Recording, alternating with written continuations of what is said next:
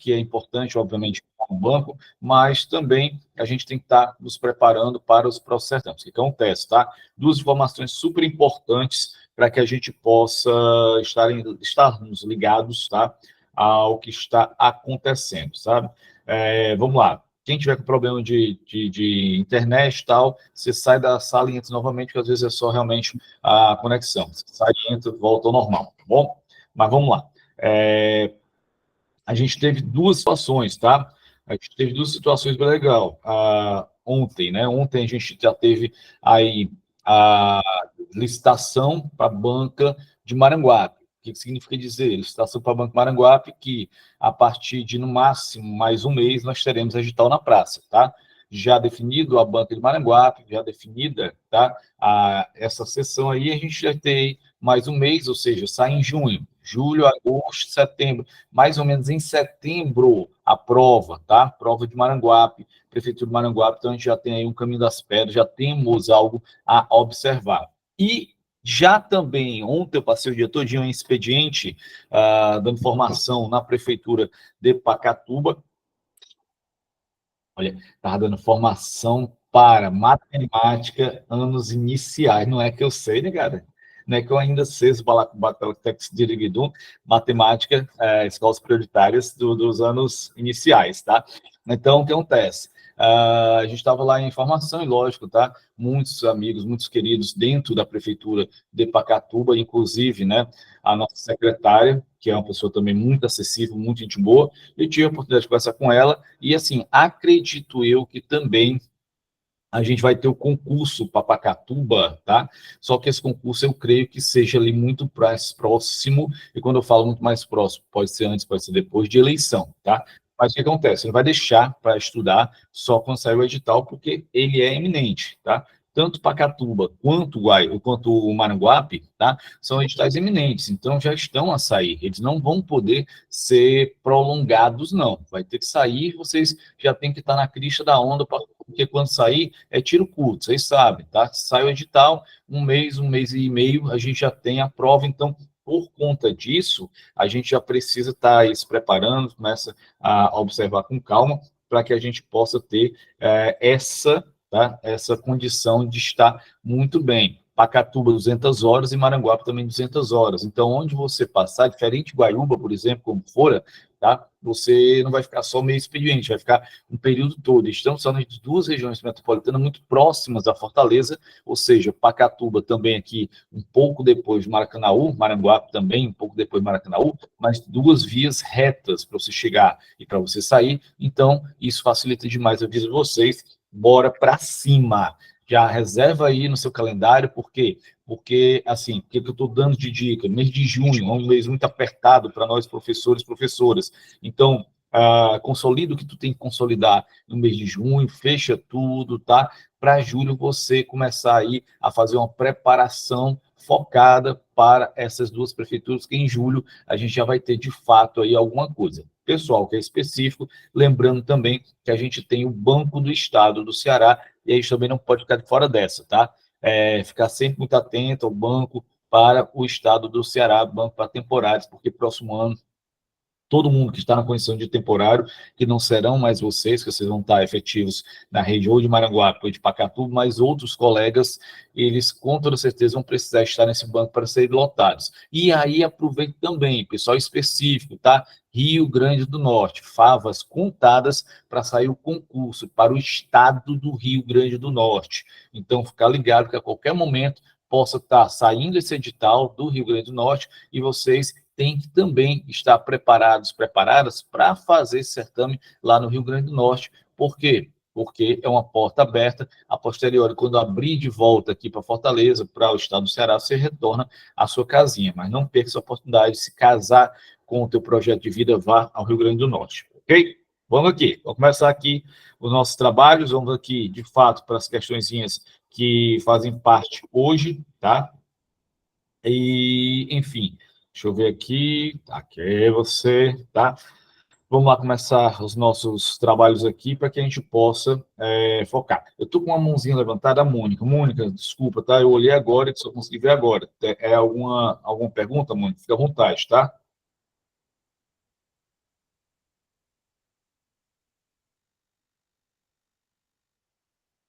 Não? Então, tudo bem. Às vezes é os velhos sem querer querer. Então, vamos para cá, tá?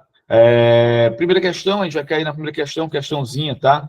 Que vai versar sobre as tecnologias 2010, tá?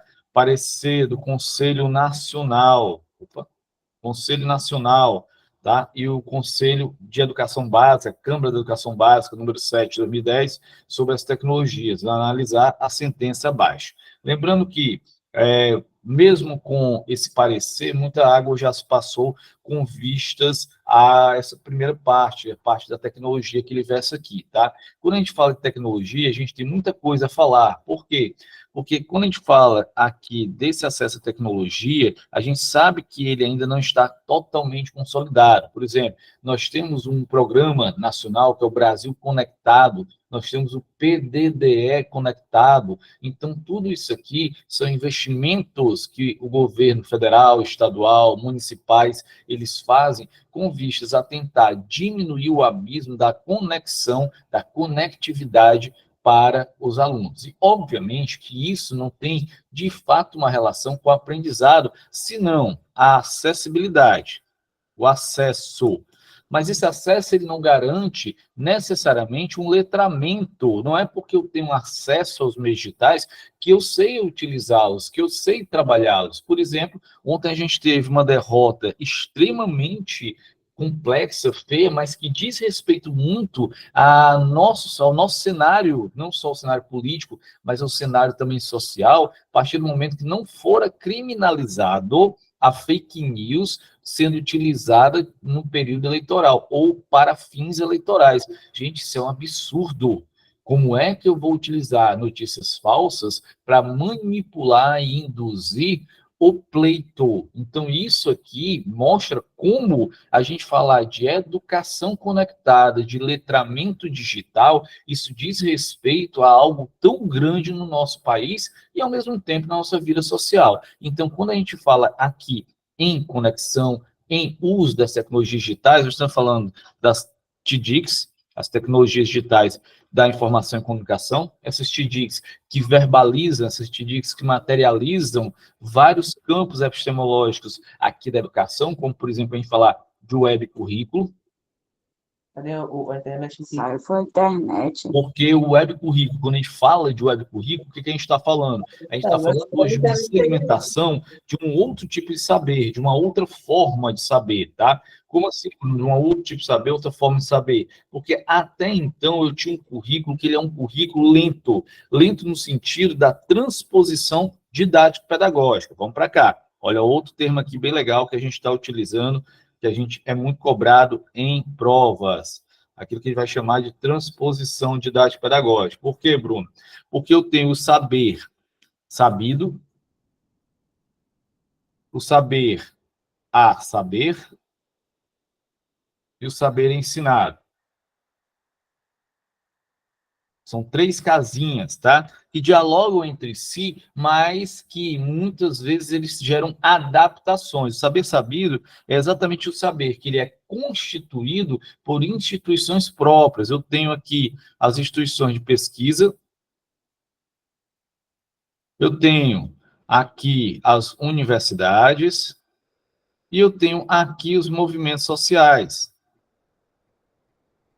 que fomentam essa pesquisa, que idealizam essa pesquisa, que fazem gerar essa cultura sistematizada, tá? Mas que essa cultura sistematizada, nem toda ela é apropriada, tá? Pela própria o currículo, pelo próprio livro didático. Então, aqui, o saber a saber, ele é um saber de peneiração, ou seja, nem tudo que é produzido, ele cabe no currículo, e isso aí demanda tempo. Por quê? Porque nós estamos falando hoje de uma realidade onde a produção acadêmica e principalmente a divulgação acadêmica, ela ganhou uma turbina enorme com o advento do nosso querido amigo cyberespaço.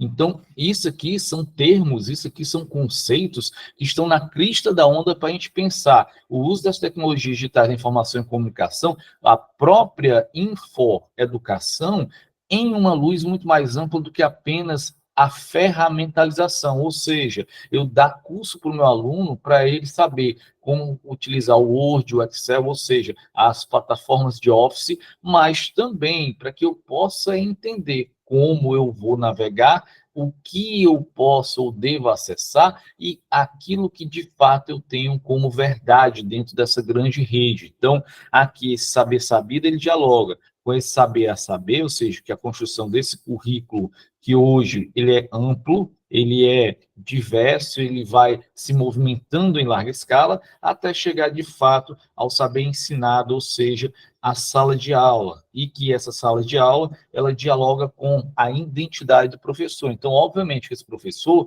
que muitas vezes induzido é consumidor também de fake news, porque nós, obviamente, tá? Se nós não tivermos cuidado na vida acelerada que nós temos, nós recebemos uma informação de pessoas confiáveis. Eu já recebi fake news de pessoas extremamente confiáveis, pessoas que eu confio, inclusive, intelectualmente, mas que depois eu fui depurar, entendi que não era verdade, e aí repassei, ó, aqui não tá legal, tal, e aí a pessoa se desculpou, não, Bruno, eu passei avexadamente, acabei também não tendo cuidado no trato da informação. Então, a sala de aula, ela também vai dialogar com essa questão, com esse pensamento, que é o pensamento aqui desse letramento digital. Então, está tudo junto, está tudo misturado, e a gente aqui parte para a questão com esse olhar, com essa bagagem que a gente tem aqui. Então, vamos lá. As tecnologias da informação e comunicação constituem parte de um contínuo desenvolvimento de tecnologias, a começar pelos GIS e pelos livros, todos podendo apoiar e enriquecer as aprendizagens. Que massa! Por quê? Porque quando a gente fala de tecnologia, tá? O que a gente está falando?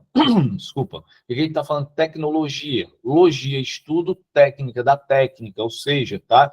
Tudo aquilo que a gente chama de tecnologia é tudo aquilo que vai potencializar a prática humana, tá? Então, tudo é tecnologia. Bruno, uma pedra, então, é tecnologia? É, uma pedra é tecnologia, desde que?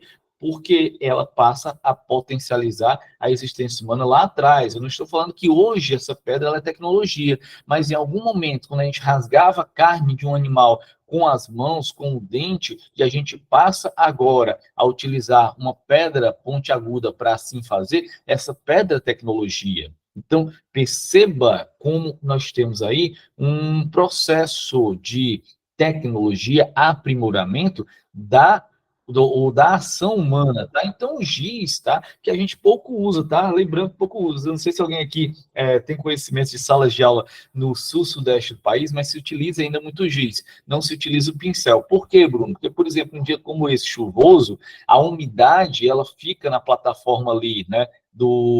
Da nossa lousa, e aí o pincel não pega. Então, lá no sul-sudeste do país, que é uma região muito fria e úmida, o pincel quase sempre nunca é usado. A gente utiliza mais lá o giz. Então, assim, o que parece um retrocesso, na verdade, é uma relação com o próprio meio ambiente também. Então, aqui o primeiro ponto é legal, tá? O segundo ponto diz assim, olha, as tecnologias devem ser usadas e adaptadas para servir a fins educacionais, mas não como tecnologias assistivas. Opa! Por parte, porque esse aqui é um termo novo, né? Tecnologia assistiva. Bruno, o que é uma tecnologia assistiva? Uma tecnologia assistiva é uma tecnologia que fará o processo de eliminação, ou se não eliminação, pelo menos a diminuição de barreiras para a aprendizagem. Aprendizagem de quem, Bruno? Aprendizagem dos alunos PCDs.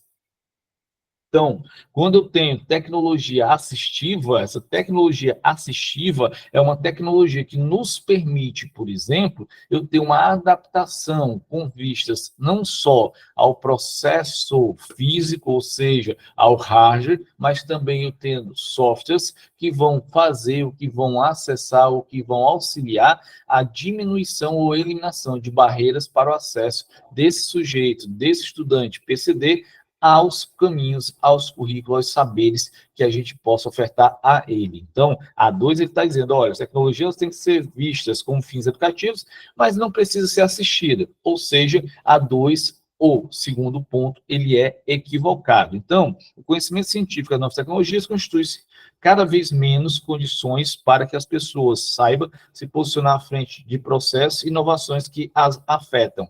Ele está dizendo o quê? Olha, conhecimento científico, essas novas tecnologias, cada vez menos importantes na nossa vida. Meu irmão, o que eu recebo de negócio de ligação? Quase todo dia eu recebo ligação dos pontos mais diversos do planeta Terra com negócio de saque Nubank. Saque Nubank no valor de não sei quanto, você marcou, você marcou. Rapaz, se eu tivesse esse dinheiro para ser sacado, logicamente que eu estaria preocupado, mas eu já sei que é fake news, porque saque no bem do valor de R$ 1.200. Não me saque, rapaz. Eu lá tenho esse dinheiro, a gente já sabe então que é errado, tá? Já sabe que o negócio aqui está fora do contexto. Mas hoje, o processo digital, ele encontra-se vivo em todas as áreas do nosso cotidiano, por isso o ponto 3 também é falso. Eu tenho A1 falsa, eu tenho A1 falso? Não, desculpa, eu tenho A2 falsa, eu tenho A3 falsa, eu tenho apenas A1 como verdadeira. Então, assim sendo, vamos para cá, tá? Aqui a gente vai ver, então, que correto somente a primeira parte da nossa afirmação. Então, letra B de bola. Vamos aqui para a segunda questão. De acordo com Mantuan, sobre inclusão escolar, analise os itens abaixo, tá? Nós estamos observando aqui, veja, tá, que a gente acabou citando um pouquinho ali, quando a gente falou de TDIX, sobre a questão da inclusão, e que automaticamente a gente tem que perceber vários fatores, tá? Hoje, ainda o processo de inclusão, ele é lento, mas a gente já caminhou com relação ao que nós tínhamos anteriormente. Vamos lá, tá? O que nós tínhamos anteriormente, Bruno, quando a gente fala aqui de inclusão? A gente veio de um processo anterior, tá? Que é de aniquilação, passamos, vou botar aqui, aniquilação, passamos pela segregação, entramos no processo de aceitação, processo de integração, deixa eu escrever direitinho aqui, porque senão o pessoal não vê. Integração, abrindo um processo que a gente vai falar de inclusão. É isso que nós temos, tá? Vamos entender aqui essa caminhada? Vamos lá, tá? A aniquilação. Quando o sujeito nascia com alguma deficiência, ele por si só já era aniquilado. Em muitas culturas, isso aqui ainda é passível, tá? A gente vai ter aqui situações, por exemplo, que a gente chama, tá? De... Olha, nossa. Calma, calma, calma. Tá? A gente chama aqui de assassinato, próprio assassinato, né? Não vou dizer assassinato, que é um nome pejorativo, tá? Mas a gente tem aqui um termo técnico que a gente tem com relação à morte, muitas vezes, de bebês pela própria mão das famílias, tá? A Giovana está aqui com a mão levantada. Oi, Giovana.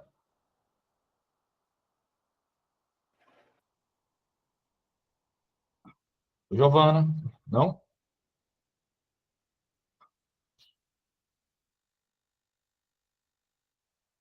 Show de bola. Não, não foi, não foi. Vamos embora aqui.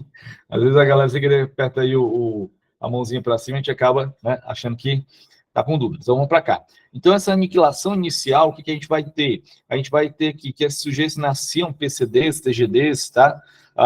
Eles eram aniquilados, ou seja, eles eram mortos mesmo, tá? Então, é um primeiro momento que, infelizmente, isso diz respeito, tá? Por mais que a gente observe assim, meu Deus, que maldade e tal, não, vamos entender que era aquele momento, era aquele prospecto, era a ideia daquele momento. Não sei se vocês viram, tá? Essa semana saiu uma reportagem muito bacana, tá? Com relação ao Albert Einstein. Não sei se vocês viram essa reportagem, tá? Que faz a gente pensar algumas situações bem legais.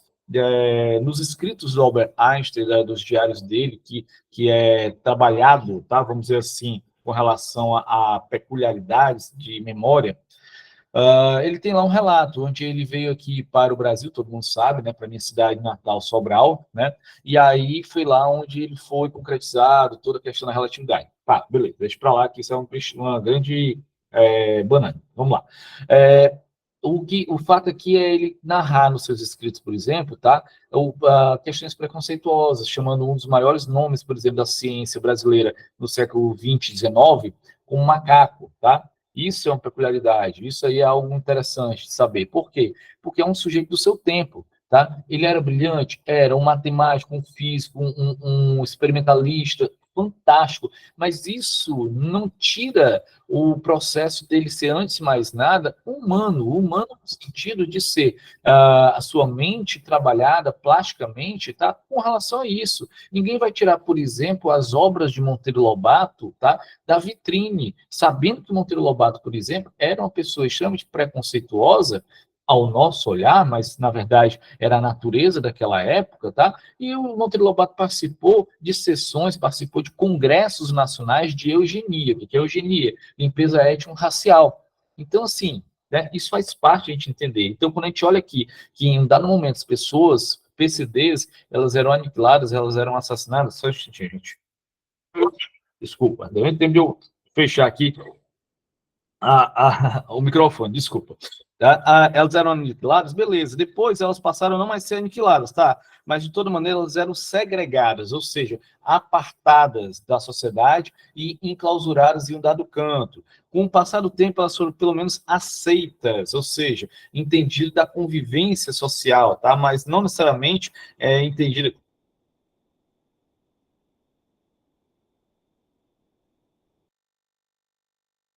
Desculpa. Foi mal. Veio aqui de uma hora para outra para o espirro e não deu como segurar. Então, a aceitação, elas passam a ser aceitas, porém não integradas à sociedade. Aceitas na convivência social, mas não na convivência educacional. E que hoje o que a gente tem? Obrigado, Tayane. O que a gente tem? A integração, tá? A gente tem, de fato, uma integração. A gente tem, hoje em dia, os sujeitos PCDs, TGDs, habilidades de superdotação, integrados dentro da escola. Agora, são incluídos, de fato são incluídos, ou seja, eles têm esse pertencimento de fato para que eles possam estar atuando e aprendendo dentro da escola? Não, tá? Isso é um problema que a gente ainda não conseguiu resolver plenamente. Porque quando eu falo assim, inclusão, mas, professor, mas na minha escola eu tenho a sala de AE, tá? Mas eu estou falando de inclusão para todos. Eu não posso estar falando aqui de ilhas, de cases de bons resultados. Eu conheço salas de AE maravilhosas, com resultados maravilhosos, diga-se de passagem. Mas isso garante a educação especial para todos? Não. Não, infelizmente não. Então, aqui, tá, a inclusão ela ainda não é plena dentro da educação nacional, tá? Mas a gente caminha, a gente tem que caminhar. Então, vamos lá. A Luz de Mantuan, o que ele vai dizer? Ponto 1, a inclusão prevê a utilização de práticas de ensino escolar específicas para alguma deficiência e ou dificuldade de aprendizado, tá? Vamos lá. A inclusão, desculpa, prevê a utilização de práticas de ensino escolar específica para algumas deficiências e ou dificuldades de aprendizagem. Olha, por mais que pareça, tá? Não é verdade. Por que não é verdade? É para todas e não alguma deficiência, tá? Específico para alguma, ou seja, ele tangencia um ou outro. Não, quando eu falo de uma inclusão, a inclusão ela tem que ser plena para todos aqueles que encontram-se dentro da premissa de uma necessidade escolar especializada. Então, não é apenas A, B ou C, são todas, tá? Ponto 2. Peraí. Ponto 2. Não se trata de uma aceitação passiva do desempenho escolar, e sim de agir com realismo e coerência e admitir que as escolas existem para formar novas gerações e não apenas alguns de seus futuros membros, os mais capacitados e privilegiados. Aquilo que eu falei, aquilo que eu mostrei aqui, tá? Não é só uma questão de aceitação ou integração, é o processo de plenitude da inclusão. Por quê? esse sujeito que está dentro de um processo de inclusão, ele vai aprender. O que ele vai aprender? Ele vai aprender aquilo que a sua capacidade individual o permita desenvolver. Logicamente que eu não vou conseguir fazer com que um elefante ele venha a nadar tão rápido quanto um jacaré, ao mesmo tempo que não vai, em nenhum momento, conseguir, não vamos conseguir em nenhum momento, que um jacaré consiga subir numa árvore tão rápido, ou até mesmo subir, tá, quanto um macaco. Então, cada um vai ter a sua especificidade, e dentro da sua especificidade, o que nós temos que fazer? Desenvolvê-la até o seu limite. Então, esse processo é verdadeiro, 2, verdadeiríssimo. Tá? 3, um ensino individualizado, diferenciado, para os alunos que apresentam déficits intelectuais e problemas de aprendizagem, é uma solução que não corresponde aos princípios inclusivos, pois não se pode diferenciar um aluno pela sua deficiência. Que massa, tá? Por quê? Porque a gente faz muito isso. O que a gente faz muito dentro do processo, tá? Processo de segregação ainda. Eu tenho um aluno, que esse aluno é PCD, TGD, mas principalmente TGDs, as habilidades de superdotação, que por muitas vezes o envoltório social ser complicado, ser complexo a ele, o que acontece? Ele é trabalhado aqui fora. Ele está dentro do processo educacional, mas ele não está dentro da convivência social educacional. Ele é trabalhado aqui fora. E aí o que acontece? Ah, mas ele está aprendendo. Ah, mas eu estou fazendo com que ele se desenvolva. Está fazendo, mas de forma segregada. E segregar não é incluir. Segregar não é fazer com que a educação de fato aconteça para esse sujeito que vai sempre ser visto por melhor resultado que ele tenha, à margem da sociedade, tá? Então, aqui sendo, imagine vocês, você ter aqui um saber bem legal na questão, o ponto 3 aqui, ele é verdadeiro, eu tenho o 2 e o 3 como verdadeiros para a questão, a letra D de dado, então ela está legalzinha, tá? Vamos para a terceira. Dúvida, galera? Tem dúvida aqui? Se tiver dúvida aqui, pode levantar o braço, tá? Que está de boa, em Alagoas, certo? Vamos aqui, deixa eu ver aqui. Certo, tá? Tá tudo ok aqui? Vamos. Tem dúvidas? Podemos continuar? Dúvida só é como é que começou a coçar o nariz. Oi, Nájila, pois não. Ana Caroline, pois não. Deixa eu abrir aqui o micro. Vai roxar aí, tá? Microfone aberto. Quem quiser falar, fica à vontade. Ana Caroline, né? Falando aqui, professor, quais autores falam mais sobre esse tema, tá? Carol, vou ter aqui um amalgama muito grande, tá? Não é a minha área de expertise em fato, tá? O AE, mas além do Montuan, que é muito trabalhado, tá? Você vai ter Pacheco, na minha cabeça aqui, Montuan, Pacheco, a Alice Florence, que também é uma expert na área da educação especial. Então, são nomes que a gente consegue, tá? Trabalhar, consegue ver com mais calma, tá? Eles se colocando em favor. Agora, lógico, vamos lá. É uma área que, ela, como é uma área multidisciplinar, o AE, o atendimento escolar especializado, porque não é só a educação que fala dela, você também vai ter muitos autores da assistência social, você vai ter muitos autores também da parte da medicina, da psicologia, trabalhando também com a AEE, com atendimento escolar especializado e processo de inclusão dentro da educação. Então, vale ressaltar que essa área é uma bola dividida de vários campos da ciência, de vários campos desse processo. Então, tá ligado, tá? Professor, tem possibilidade de cair questões, pedir os autores, tá? Não, Zimar, não tem não, tá? Por que não tem? Não é característica. E quando é característica, a gente precisa ter como é que eu posso dizer?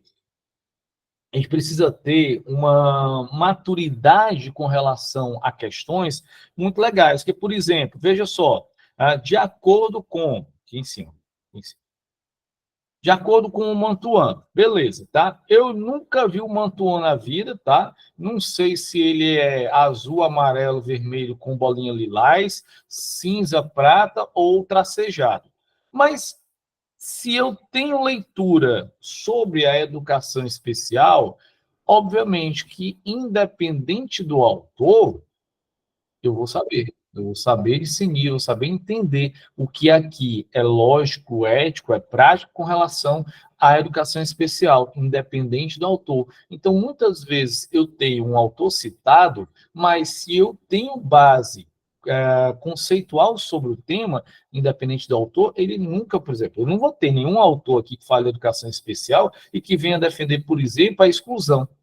Não existe isso, tá? Ou então o próprio processo de integração, ou processo de orientação individual desse sujeito. Não vai ser. Por quê? Porque hoje o consenso científico está dentro da inclusão do sujeito. Então, aqui, não se preocupe, tá? Por mais que caiam, às vezes, alguns autores, como, por exemplo, essa terceira, que a gente falar de Philippe Perrenot, tá? Francês, que foi o criador do processo aí da educação, né? À luz dos saberes, né? Saber fazer, saber tal, tudo isso aqui, e dentro desse processo também as competências e habilidades, tá?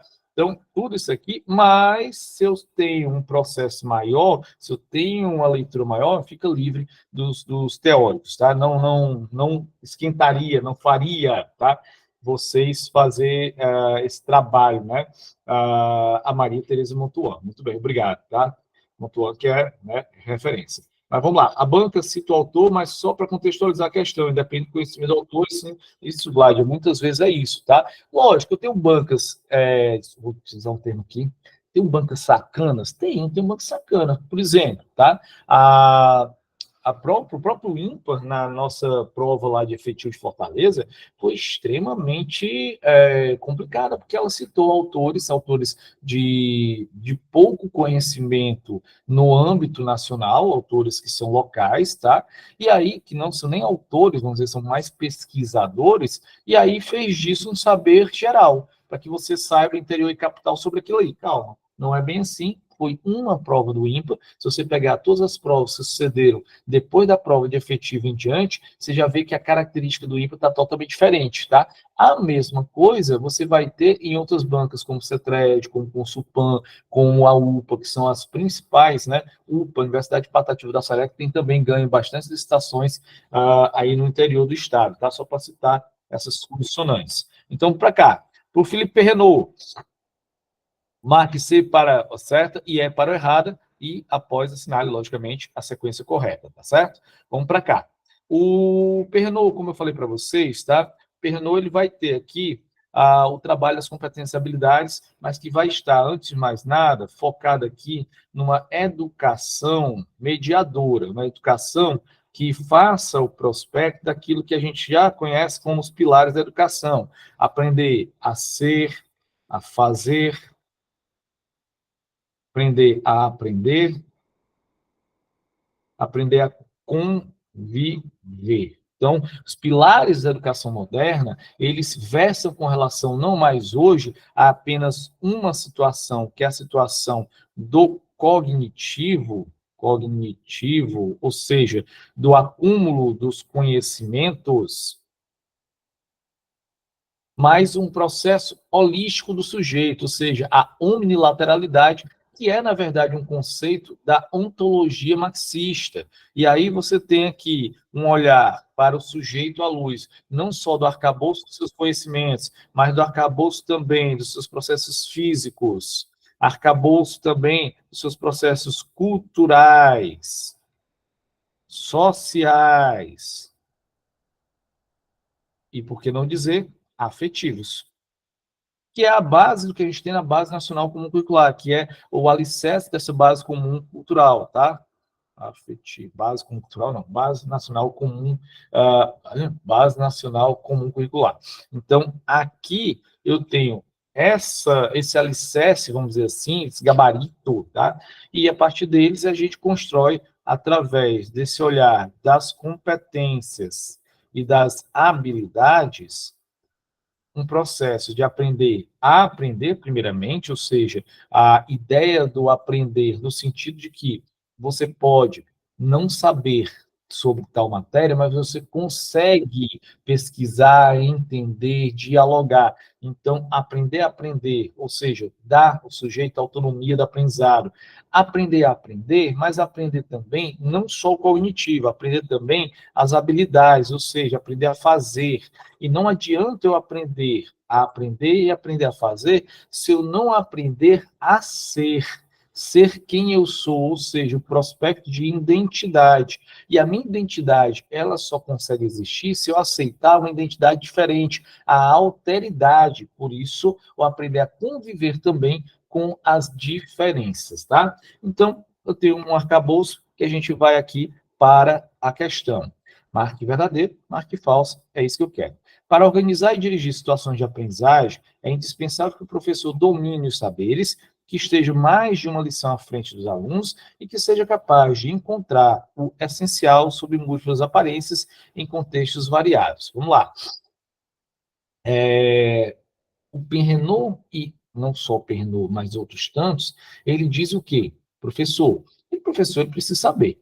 Tá, massa, tá? E aquilo que eu falei, mesmo que a gente não saiba a essência, a gente sabe, desculpa, mesmo que a gente não saiba o conteúdo, a gente sabe a essência, tá? Ou seja, as bases epistemológicas que sustentam aquilo ali. Cara, talvez eu não saiba, por exemplo, aqui, de fato, tá? Nominar os personagens que estão hoje ali em meio àquele evento da guerra entre Israel e a Palestina. Mas eu sei as bases epistemológicas desse conflito. Eu sei o porquê que esse conflito eclodiu, por que ele chegou até ali, quais as relações de poder que tem, mesmo não sabendo necessariamente para eu executar uma aula, os nomes potenciais que encontram-se ali, tá? Então, você precisa saber, você precisa estar um pouco à frente, mas antes de mais nada, você precisa o quê? Você precisa ter a condição de trabalhar em múltiplas, variadas formas de contextualização. Por quê? Porque eu acabei de falar aqui, ó, eu aprender a conviver. Aprender a conviver no sentido de quê? De eu ter uma multiplicidade cultural, então eu preciso trabalhar muito entendendo essa multiplicidade. Então, é interessante porque hoje, cada vez mais, você tem uma sala de aula que ela é plural, plural no sentido das nossas identidades, e eu não posso, senão, trabalhar também a educação no sentido dessas multiplicidades. Então, por isso, o primeiro ponto, ele é verdadeiro. O ensino persegue o objetivo de maneira mecânica e obsessiva. A gente tem que dizer que não é, porque a gente quer passar, né? Quer passar. E como, logicamente, é uma questão muito teórica, tá? Ou seja, nosso certame ele se caracteriza pelo mundo da teoria e não da prática, tá? Ah, não, tá errado, não, de maneira nenhuma. Por exemplo, o nosso ensino ele não é obsessivo e mecânico à luz dos resultados, de maneira nenhuma. Ninguém quer, por exemplo, um menino verde e no SPAES, por conta disso a gente faz, acontece, mata, no que você já gastou de dinheiro comprando bis e pop por menino chupar, caiu os dentes tudo no menino para você conseguir que ele chegue no verde lá no SPAES, tá? Mas não, você não está obsessivo em busca dos resultados, em busca, tá, das metas. Não, você não está. O processo é o mais importante. Tem essa, né? Bom, enfim, vocês entenderam. Então, aqui, a luz da teoria, tá? É verdadeiro. Desculpa, a luz da teoria. A luz da teoria, ela é falsa. A luz da prática é verdadeira. Mas eu quero a teoria. Nosso sertão não é um sertão teórico, tá? Então, aqui é equivocado. Só quem não sabe isso são os nossos diretores, né? Mas, enfim, a competência do professor é essencialmente didática, pois trabalha a partir das concepções dos alunos, dialogando com eles, fazendo com que sejam avaliadas para aproximá-las dos conhecimentos científicos a serem ensinados. Primeiro que a gente já falou sobre isso aqui, questão da transposição didática. Então, o que a gente realiza lá no chão da escola, que a gente realiza lá na nossa sala de aula, subindo aqui, ó, sala de aula, o ensinar, mas a gente, obviamente, tem uma verossimilhança, a gente encontra respaldo nos saberes que são sistematizados para o ensino básico e que são oriundos desse processo de pesquisa através dos fomentadores, tá, de conhecimento, que são os meios acadêmicos, os meios sociais. Então, aqui tem relação com aqui. Por isso, a gente pode dizer sim que esse item ele é um item verdadeiro. C é C, eu tenho aqui na terceira questão, a letra B de bola como gabarito dela, certo? Vamos aqui. Dúvidas aqui, meus amores? Alguma dúvida na terceira questão? Tá tudo ok? Vocês estão bem? Vocês já acordaram? Já escovaram os dentes? Já tomaram café? A Chica está falando aqui, Francisco das Chagas Brígido. Eu comprei muito bis para o segundo ano, né? Para eles lerem. Mas aí o resultado vem agora. O que vem agora? 97% da população do estado do Ceará do segundo ano sabe ler e escrever. Pense, nós somos o primeiro colocado, menino. Muito é bom, tá? Graças ao quê? Graças. Quem é que faz o bis, hein? A Lacta, né? Graças a Lacta, né? A você não, seu trabalho não, Francisca. Não é você que foi o menino a aprender, não. Foi a Lacta, foi o bis, tá? Tem um ingrediente secreto lá que faz o menino aprender, tá? Oi, Arilane. Fica à vontade, tá, amor? Pois não. Professor, bom dia. Eu Bom queria dia. só pedir ao senhor se a gente pode usar palavras-chave na transposição didática. Tem alguma palavra-chave para a gente poder, porque como é muito conteúdo, e o sabido poderia ser apenas as instituições, a saber são os livros, é isso? E o saber a ensinar é a sala de aula? Ou tem algum outro que o senhor possa colocar, como se fosse assim, para a gente poder, na hora, a gente facilitar lá, por favor? Tem coisa que a gente não pode facilitar, não. Tá? Vou mentir para você. Tem coisa que a gente pode facilitar, não. Porque, de fato, essa concepção da transposição didática é uma concepção, tá? À luz do Arroio, à luz de outros pensadores, e que eles colocam dessa maneira. É o saber sabido, é o saber a saber e o saber ensinar. Tanto é, tá? Que são, se você perceber, são nomes mais do português de Portugal. Por quê? Porque essa transposição didática, e perceba, tá? Tanto Portugal, quanto Espanha, quanto a Itália, são três locais muito interessantes, muito bons para a pesquisa das metodologias educacionais. Se você tiver em algum momento, tá? Possibilidade de vocês, estou falando aqui não só para a Irlande, mas para vocês, tá? Um campo muito legal para você fazer mestrado e doutorado na área da educação, principalmente na área das metodologias de ensino, é a jogada de pedra, como diria, né, o nosso grande escritor José Saramago, né, ganhador do nosso Nobel da Portuguesa, tá? A Portugal, Espanha e Itália, ou seja, os latinos, eu gosto muito disso. Então, assim, para vocês dizer assim, Bruno, o que eu defino aqui, tá? Eu acredito que seja mais importante, Irlanda, você colocar dentro daquilo que vai te dar gatilho de memória.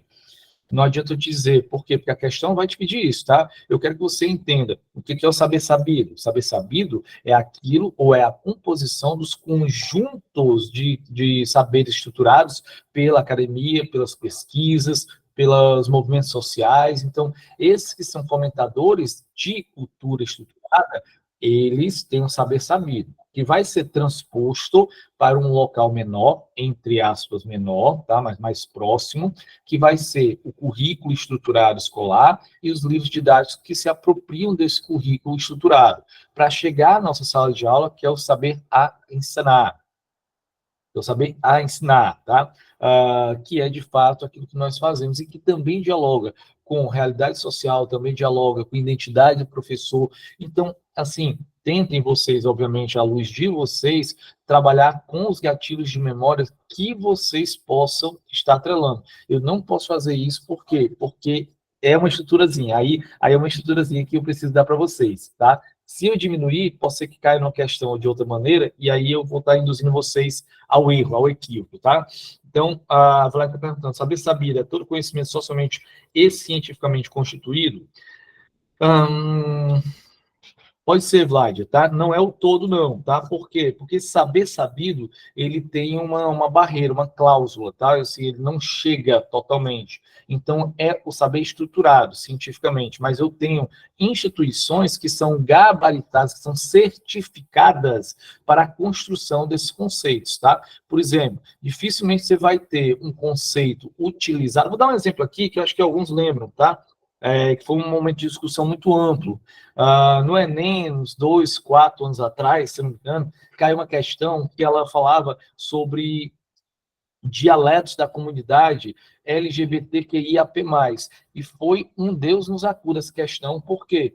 porque foi uma questão que ela não estava advinda das instituições certificadas para a fomentação. O movimento LGBTQIAP+, ainda é um movimento que a gente pode dizer marginal, no sentido de estar à margem da sociedade, mesmo tendo muita procura, mesmo tendo muitos trabalhos científicos à luz dele, mas ainda assim é marginalizado. Então, não necessariamente eu posso colocar dentro dessa esfera. Eu tenho muito medo de alguns conceitos eu generalizar demais, porque à luz de concurso, beleza, mas pode ser que, né, eu distorça um pouquinho, eu esteja sendo incoerente na minha fala, mas de fato, se eu conseguir colocar aqui esse saber sabido, ele é conhecimento cientificamente, culturalmente estruturado, tá? Pela academia ou pelos aqueles que têm a chancela social de pesquisa, tá? Então, vamos aqui para a questão. Vamos voltar para a nossa questãozinha. Questão de número 5. Lembrar aqui do meu inglês de Sobral.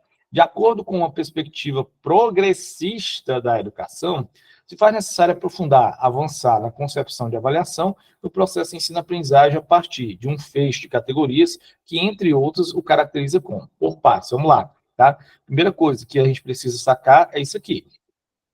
Quando eu falo em progressista, o olhar progressista da educação, do que eu estou falando? Eu preciso entender primeiramente o que diabo é progressista, tá? E aí volta às tendências pedagógicas. A gente, quanto tendências pedagógicas, eu tenho a tendência liberal, eu tenho a tendência progressista. A tendência liberal, que ela é uma tendência de cunho capitalista,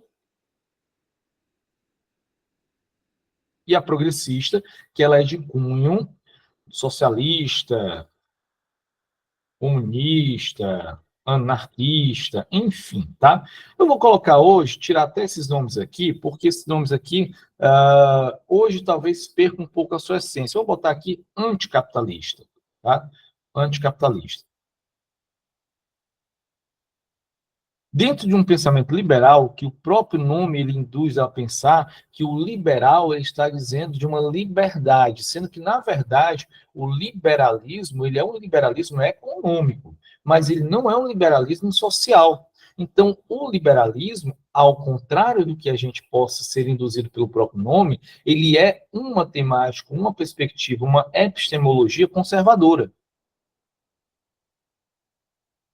Conservadora, tá? Por que conservadora? Porque a ideia é que a sociedade ela não mude os seus padrões, já que essa sociedade ela precisa se encaixar naquilo que é ditada pelo capitalismo e não pela sociedade. Então, o processo acima, que é o processo econômico, é o processo capital, ele vai gerir, ele vai dar, na verdade, os motes para esse processo. Então, aqui dentro eu tenho uma educação que vai modelar o sujeito para esse capital, acima e à luz de tudo, tá? E, ao mesmo tempo, eu tenho um outro lado, progressista, o anticapitalismo, tá? Que esse processo progressista, aí sim ele é diferente do conservador. Ele entende que o processo do ser humano é um processo progressivo. Então, nós não vamos conservar outras situações, senão as situações éticas, tá? Por quê? Porque o ético, ele é acima do moral, tá? Então, a gente vai por uma caminhada ampla com relação a esse prospecto, que é um prospecto ético, mas que esse sujeito ele vai progredir. Então, conceitos, ideias, relações sociais, todas elas vão ser modificadas. E o que a escola tem que fazer, a educação tem que fazer? A educação, ela tem que preparar esse sujeito para, à luz do pensamento ético, estético, político, ele está preparado para essas mudanças sociais. Então, quando eu falo, olha, veja só que estou falando aqui de tendências pedagógicas, tá? Mas, ao mesmo tempo, estou falando de educação, estou falando de didática, estou falando de sociedade, e quando eu coloco isso à luz de avaliação, aí eu já mudo também um pouquinho a concepção. Por quê? Porque o que é avaliação, senão um processo que ele vai dialogar com a construção do imaginário de saber, ou seja, todo processo de construção, todo processo de educação, ele está alicerçada nesses 4 passos, basicamente, que é o planejar, que é o executar, avaliar, tá? Beleza. Eu planejo, executo, avalio. Aí, o que acontece? Aqui mora o problema. Se eu tenho uma avaliação, que ela é uma avaliação liberal, o que eu vou fazer? Eu vou aqui encerrar o processo. Por quê? Porque eu avaliei e essa avaliação é o produto final. Então, você é esse produto final. E eu, enquanto professor, eu não tenho responsabilidade social a esse produto final. Eu já dei minha aula, eu planejei, eu executei. O que eu avaliei é culpa sua, individual, ou seja, por aspectos seus e não meus. Já quando eu olho para um olhar progressista da educação, e como eu tenho responsabilidade social, o que acontece? Agora eu vou mensurar essa avaliação e vou replanilhar ela, vou reprogramar ela, vou replanejar. Por quê? Porque eu preciso dar conta dessa situação. Eu preciso dar conta daquilo que eu observei enquanto problema social. Porque o não aprendizado, ele pode ser um problema cognitivo, como pode ser um problema social, como pode ser um problema de N fatores. Mas eu tenho uma parcela na situação que é de replanilhar, de reprogramar esse processo. Então, tá aí. Quando a gente fala de uma avaliação à luz progressista, ela é diferente de uma avaliação à luz liberal, nesse sentido e nesse ponto, tá? Então, para a questão, ele já começa nos trabalhando isso aqui. Deixa eu pagar aqui rapidez. Ele já começa trabalhando isso aqui, ó. Pô, pelo amor de Deus, tá? Eu tenho uma concepção aqui que é progressista e tal, e isso aqui eu preciso, então, entender como o quê? O que eu preciso fazer a partir de uma categorização, de uma avaliação do tipo progressista? Vamos lá, vamos para a 4ª questão. Então, eu tenho uma avaliação. Opa! Eu tenho uma avaliação que ele está trabalhando para a gente, conceitualizações, tá? Avaliação processual. Por que processual? Porque eu estou no processo completo, tá? Dessa avaliação. Lembrando que aqui, basicamente, ele está trabalhando com uma ideia de uma avaliação da aprendizagem interna. Bruno, avaliação da aprendizagem é o quê? É a avaliação que é focada no aluno. Eu tenho outro tipo de avaliação que não é focada no aluno? Tenho. É a avaliação que a gente vai chamar de avaliação externa, que ela é feita avaliação externa, desculpa, por avaliação institucional, que ela é feita para analisar a rede ou a escola. Então, não tem nada a ver com isso, tá? Aluno. E eu estou falando interna, por quê? Porque aqui o agente avaliador é o professor. Em detrimento, avaliação externa. Quando a gente fala de avaliação externa, quem é o agente avaliador? São os entes federados, ou é a rede, ou então é uma instituição externa, tá? Por exemplo, no nosso caso, o Ceará, ele contrata uma instituição externa que tem diretrizes oriundas do Estado do Ceará, mas não é o Estado do Ceará que avalia. Quem avalia vai ser o CAED, tá? Que, obviamente, é uma instituição ligada à Universidade Federal de Juiz de Fora, tá? Que tem uma expertise a longo prazo, há muito tempo, com relação à avaliação externa. Então, aqui os preceitos, eles são preceitos oriundos da avaliação interna do professor, que eu tenho, enquanto mais comuns, a avaliação diagnóstica,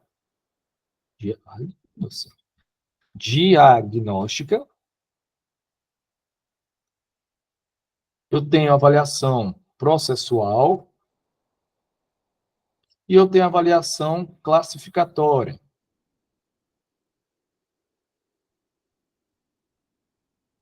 Dentre essas 3, que são passíveis de uma observação à luz de uma avaliação interna da aprendizagem, o professor faz, a diagnóstica, ela dialoga com os saberes que são de pré-requisito, ou seja, aquilo que deveria estar lá, eu vou confirmar ou eu vou negar à luz de uma avaliação diagnóstica para que eu possa ter condições de começar a planejar. Eu não posso planejar sem saber antes para onde eu vou, tá?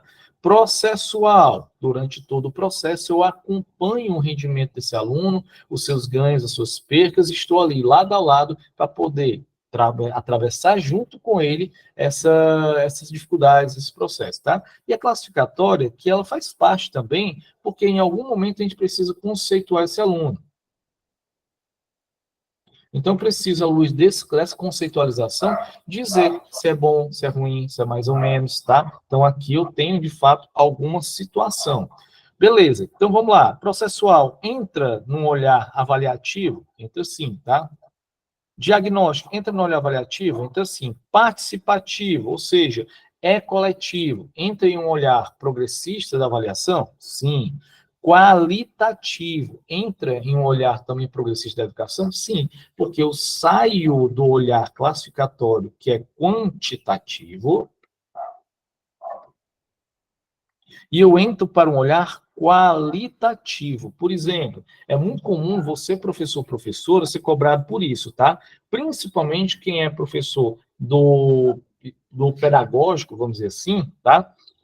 Do pedagógico, né? Não sei, né? Da fundamental, anos iniciais.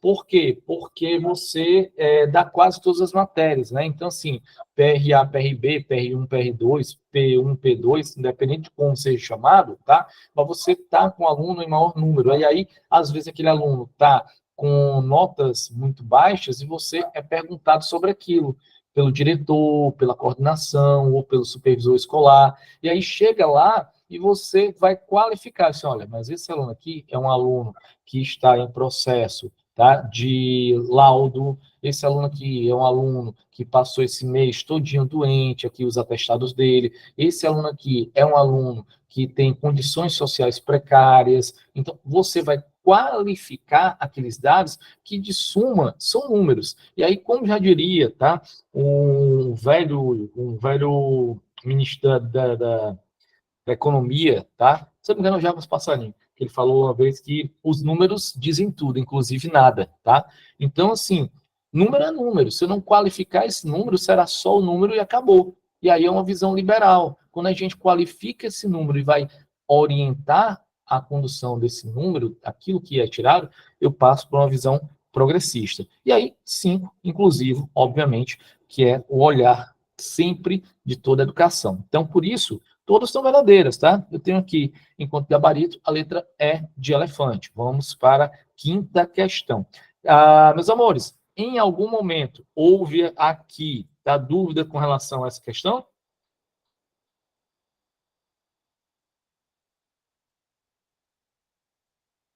Sim, não, talvez? Deixa eu ver aqui. A Maria e Divone. A Divone está vendo assim, Bruno, liberal é crítico, progressista não crítico, é isso? Por paz, com o Jack Stripador, que a gente vai chegar ali, tá? A gente vai chegar numa questão que vai falar de fato sobre tendência pedagógica. Eu não quis vender tudo agora, tá? Porque a gente vai ter essa questão sobre tendências pedagógicas, e aí eu vou mostrar para vocês a ideia do que é uma visão crítica, não crítica, etc e tal, tá bom? Por paz, a gente não vai vender isso agora não, mas continue conosco, não perca, não mude de canal, que daqui a pouco nós estaremos dialogando sobre esse tema, tá? Alguém levantou a mão. Quem foi? Opa, Joyce, fica à vontade, tá? O bicho tá aberto. Só eu ia perguntar sobre as tendências, só que o senhor acabou de responder, que vai deixar para o próximo capítulo. Tá bom, tá certo. Mas não mude canal, tá certo? Não mude canal. Se for no banheiro, leve o celular, tá? Pode deixar lá no mudo mesmo, que a gente não escuta nada não, mas para vocês não perder nada, tá? A Joseli, muito confusa. O que, Joseli? Que você tá confuso, meu amor? Se abre aqui, estamos aqui para isso. Fala que eu te escuto. Maju, um pouco confusa. Só quero que você me diga, não muito claro. Então, vou para cá. Professor, Oi. é porque é muita informação, aí a gente chega a ficar confuso. Mas eu acredito que até o final da aula o senhor vai abrir mais a nossa mente. Tá bom, tá certo, gente. Obrigada. Lembrando, é porque realmente é muita informação. Aí eu não posso dizer para vocês que não. Uma das. Assim, eu não sou uma pessoa muito vaidosa, não, tá? Mas, assim, se tem uma coisa que eu sou bastante vaidoso, é que, sim, o que a gente entrega muita informação mesmo. Por quê? Porque educação é informação, é.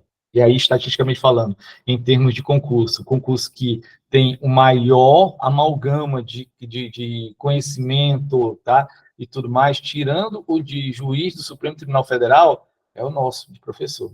Pra você ter uma ideia, tá? Então, nosso capital é muito vasto. Pois não, a Jane, Ana Jane. Ô, professor, bom dia. É só para o senhor só, tá me ouvindo? Tô sim, à vontade. É só para voltar aí na questão 4, só quando o senhor disse uma palavra-chave, quando o senhor falou da tendência progressista, que o senhor fez uma setinha, aí usou os termos, né, da educação ético, estético, político, só quando o senhor falou, assim, a explicação que eu acabei entendendo, só para poder fixar aqui meu... Vixe, é porque eu escrevi aqui em cima, não foi? Ah, foi. Escrevi aqui e apaguei depois, tá? Ah, foi, é verdade. Tranquilo. O senhor, né, estava caracterizando tanto a progressista quanto a liberal. Aí Isso. o senhor, né, nas nomeações, o senhor citou a educação que tinha que ter os princípios ético, estético, político. É Aí que o senhor como falou termos... um processo eu vejo social... depois. É porque um processo social, ele é um processo de alteração, então eu tenho que garantir que esse sujeito ele tenha um processo de criação ético, estético, político, para que ele possa acompanhar essas mudanças, mas de toda maneira ele está apto para sempre observar essas mudanças sociais, intervir nas mudanças sociais. É isso que eu estava, vamos dizer assim, colocando em foco, tá bom? Exatamente. Aí, tanto esse processo ele acontece também nessas duas tendências, né? Não. Só na progressista. Só na progressista. Por quê? Porque dentro do processo liberal, tá, eu não tenho a preocupação de dar o saber que não o saber conteudista. Eu não preciso dar ao sujeito um processo ético, eu dou moral. Porque lembrando, tá, eu não quero a transformação social, eu quero o que a gente vai chamar, tá, de conservadorismo. Então, eu vou conservar. Por isso, eu vou dar a moral, mas eu não vou dar o ético. Certo? Entendi. A sociedade de rebanho, né? Exatamente. Vamos lá. Estudos no campo da educação revelam que as teorias da aprendizagem podem ser identificadas como teorias da aprendizagem. Olha que mara, tá? Nós trabalhamos teoria da aprendizagem demais, adoro, tá? As teorias da aprendizagem, que para mim uma coisa diz respeito à outra. Não tem como ter teoria da aprendizagem se eu não tiver... peraí, deixa eu só apagar aqui. Aqui, pronto, tá? As teorias da aprendizagem, se eu não tiver, de uma maneira geral, tá? As epistemologias básicas dela. Vamos para cá. Toda vez que eu falo de teoria da aprendizagem, teorias pedagógicas, elas estão comunicando entre si. Vamos para as teorias da aprendizagem.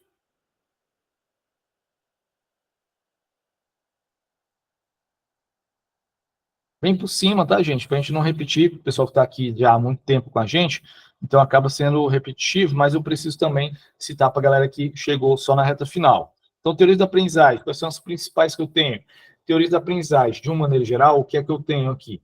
Teorias da aprendizagem, ela é um conjunto de teorias que vão explicar, cada uma dentro da sua limitação de tempo e espaço, como nós, seres humanos, aprendemos, ou seja, qual é a concepção de aprendizagem. E aí, o que eu digo para vocês?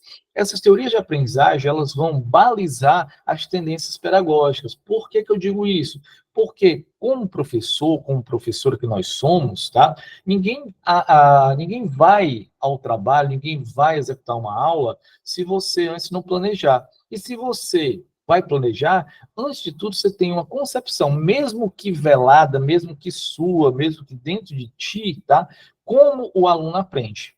Então você constrói a tua aula, a tua sequência didática à luz de uma teoria da aprendizagem. Sempre será assim, sempre foi assim, sempre vai ser assim. A não ser que você não vai planejar, a não ser que você vá na doida, tá? Aí você vai na doida, aí na doida não tem teoria, não tem nada não, chegou lá e vamos fazer e isso, tá? Mas não, a gente tem sempre uma teoria que vai, de forma direta ou não, tá? Embasar os nossos pensamentos.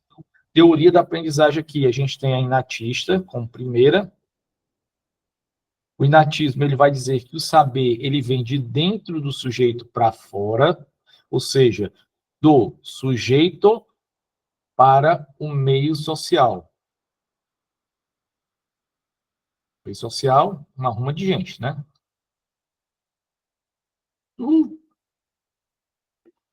Gente, eu não sei desenhar, eu acho que vocês perceberam, né? Então, tá aqui, tá? Do indivíduo para o meio social. Isso é um inatismo, tá? É aquilo que a gente vai dizer com relação aos dons. O sujeito tem dons, tá? Por quê? Porque isso é inerente a ele. Então, o saber já está dentro dele e o papel da escola é só identificar e aprimorar esse dom. Ele vem de dentro para o meio social. Já o empirismo, o que ele vai dizer? Ele vai fazer o contrário, tá? Ele vai dizer que o saber, ele vem do meio social para dentro do sujeito, tá? Por quê? Porque esse sujeito aqui, ele é uma folha em branco, uma tábula rasa, ele não sabe nada, ele não tem nada, nasce totalmente em branco. Muitas pessoas ainda concebem a educação dessa maneira. Então, é o meio social que entrará com estímulos para que haja uma mudança dentro desse sujeito, tá? Então, o saber agora ele vem do meio social para o indivíduo. Se aqui em cima o inatismo é do indivíduo para o meio social, aqui é o meio social para o indivíduo. Só que no empirismo eu não consigo compreender de fato como ocorre a aprendizagem. Eu sei que ela acontece, mas como eu vou garantir que essa pessoa aprendeu? Para o empirismo, aprender é igual a mudar comportamento. Então, se eu consigo fazer com que o sujeito mude o seu comportamento, mude a sua visão de mundo, tá? Aqui já é aprendizado. Então, dentro dessa concepção empirista, eu vou ter 3 formas diferentes de análise dessa mudança de comportamento. O chamado ambientalismo. O ambientalismo, que ele é mais ali do século 17, tá? Nomes como Rousseau, ou até mesmo Comênios, falam sobre isso. Comênios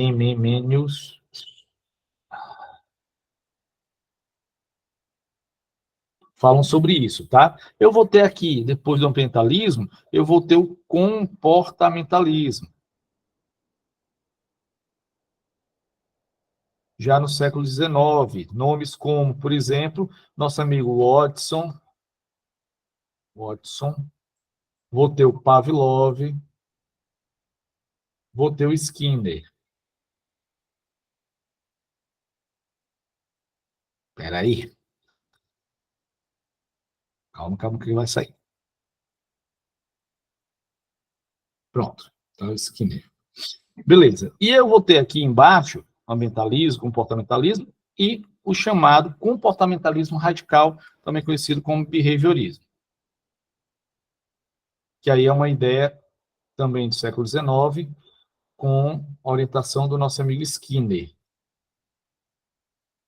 Beleza? Só lembrar que o comportamentalismo, o que ele se sucede? Um processo de estímulo-resposta. Para o comportamentalismo, processo de estímulo gera um processo de resposta condicionada, tá? Então, toda situação de estímulo me dá uma resposta. Eu preciso dar foco no estímulo para poder ter uma resposta correta. O behaviorismo, ele também vai dizer isso, mas o foco não vai ser o estímulo, vai ser a resposta e, para ser mais exato, o reforço positivo. O reforço positivo ou negativo dessa resposta, tá? Ou seja, a gente estava brincando nesse instante aqui com relação aos bis que a gente dá por menino, tá? O bis, o pop, cabeção, para ele chupar até a língua rasgar, é exatamente o quê? É um reforço positivo que a gente dá para cada ação, ok, que eles me respondam. Então, aqui é o chamado behaviorismo. Mas hoje, o que a gente tem de fato angariando e construindo, ou, na verdade, induzindo o processo de aprendizagem do nosso momento educacional é o cognitivismo. O cognitivismo que ele vai ser a ideia de que o processo de aquisição do conhecimento se dá não mais apenas por processos externos, aliás, processo interno, como é no inatismo, nem processos externos, como é no empirismo, mas sim a relação dialética entre tanto os processos internos quanto externos. Tanto o meu biológico, psicológico, que é interno, tá? Quando ele se relaciona com o meio social, cultural, eu crio experiências. Ainda não é conhecimento. Por quê? Porque são as experiências à luz de uma relação concreta que nos dá conhecimento. Mas, de qualquer maneira, o biopsicológico, junto com o social-cultural, gera as experiências que são, a posteriori, colocadas em práticas, criando conhecimentos. Então, aqui é o cognitivismo. Se no inatismo é de dentro para fora, se no empirismo é de fora para dentro, aqui é tudo junto. Não existe aquisição de conhecimento se não houver uma relação dialética entre os fatores internos e fatores externos, tá certo? E aí, dentro daqui, eu tenho duas teorias. Eu tenho a teoria construtivista, que é do nosso amigo Piaget. O Piaget ele vai dar foco em quê? Vai dar foco no biológico. Ele vai dizer que o processo de aquisição de conhecimento se dá através da relação entre o meu eu, que é biológico, e se contrapõe ou se relaciona com um objeto. Um objeto qualquer tipo de objeto, material ou imaterial. Quando o meu biológico ele interage, eu vou construir um conhecimento, tá? Então, o conhecimento ele vem através de quê? Da interação. Quanto maior a interação direta, maior é o conhecimento à luz do Piaget, tá? E eu tenho também outra teoria que é a socioconstrutivista, que aqui reúne o nosso amigo Vygotsky e o nosso amigo Henri Vallon. Beleza, tá? E aqui ele vai dizer o quê? A mesma coisa, que o eu biológico, quando interage com o objeto, constrói um conhecimento, tá? Só que é um detalhe. Esse objeto, ele não é um objeto qualquer. Aqui não há um fator, um olhar específico ao objeto, tá? Aqui já, eu já vou dizer que esse objeto aqui, ele é um objeto cultural. Então, todo objeto, ele é um materialismo histórico, ele é feito em um dado tempo e espaço que dialoga com o conjunto cultural desse tempo e espaço. Então, toda vida que o meu biológico interage com o objeto, eu estou interagindo também com a cultura. Se a cultura ela só é possível através do homem em sociedade, automaticamente eu tenho um sócio-construtivismo. Por quê? Porque sem um homem em sociedade eu não tenho cultura. Então, o sócio-construtivismo ele vai dizer, olha, é a construção, a relação entre meu eu biológico, levando em consideração os fatores sócio-históricos culturais que ditam respeito a esse momento. A gente olha aqui o arcabouço daquilo que a gente tem enquanto teoria para a questão número 5, cinquinha, tá? E aí, na número 5, número 5 que a gente vai ter, então. Vamos lá, tá? Eu tenho as teorias chamadas comportamentais. Vamos lá, tá? Tenho comportamentalismo? Tenho sim, tá? Aqui, ó, as teorias comportamentais, elas fazem parte, sim, desse prospecto, tá? Eu tenho teorias pragmáticas? Não. Eu tenho teorias cognitivistas? Sim, tá? A gente acabou de falar sobre essas. Eu tenho teorias existencialistas? Não, nas teorias da aprendizagem. Eu tenho teoristas humanistas? Aí vem um pulo do gato. Veja, tá? Em geral, a gente não tem o humanismo. Olha só, o humanismo ele é uma bola dividida. Por quê? Porque dependendo do conjunto de leituras que eu tenha, eu vou dizer que o humanismo é uma tendência pedagógica ou o humanismo ele é uma teoria da aprendizagem. Ah, Bruno, como é que eu vou saber? Geralmente eles não contrapõem isso, tá? Eles não botam essa bola dividida. Eles não botam para você dizer se o humanismo é uma tendência pedagógica ou teoria da aprendizagem. Não botam isso por quê? Porque como há um consenso de bola dividida aí, se eles botarem a questão anulada, porque eu trago um autor que vai defender o humanismo como tendência, outro autor que vai defender o humanismo como teoria da aprendizagem. Então eles não botam. Mas aqui ele observa o humanismo como teoria da aprendizagem. Por quê, Bruno? Porque você vai ter pensadores como Carl Rogers,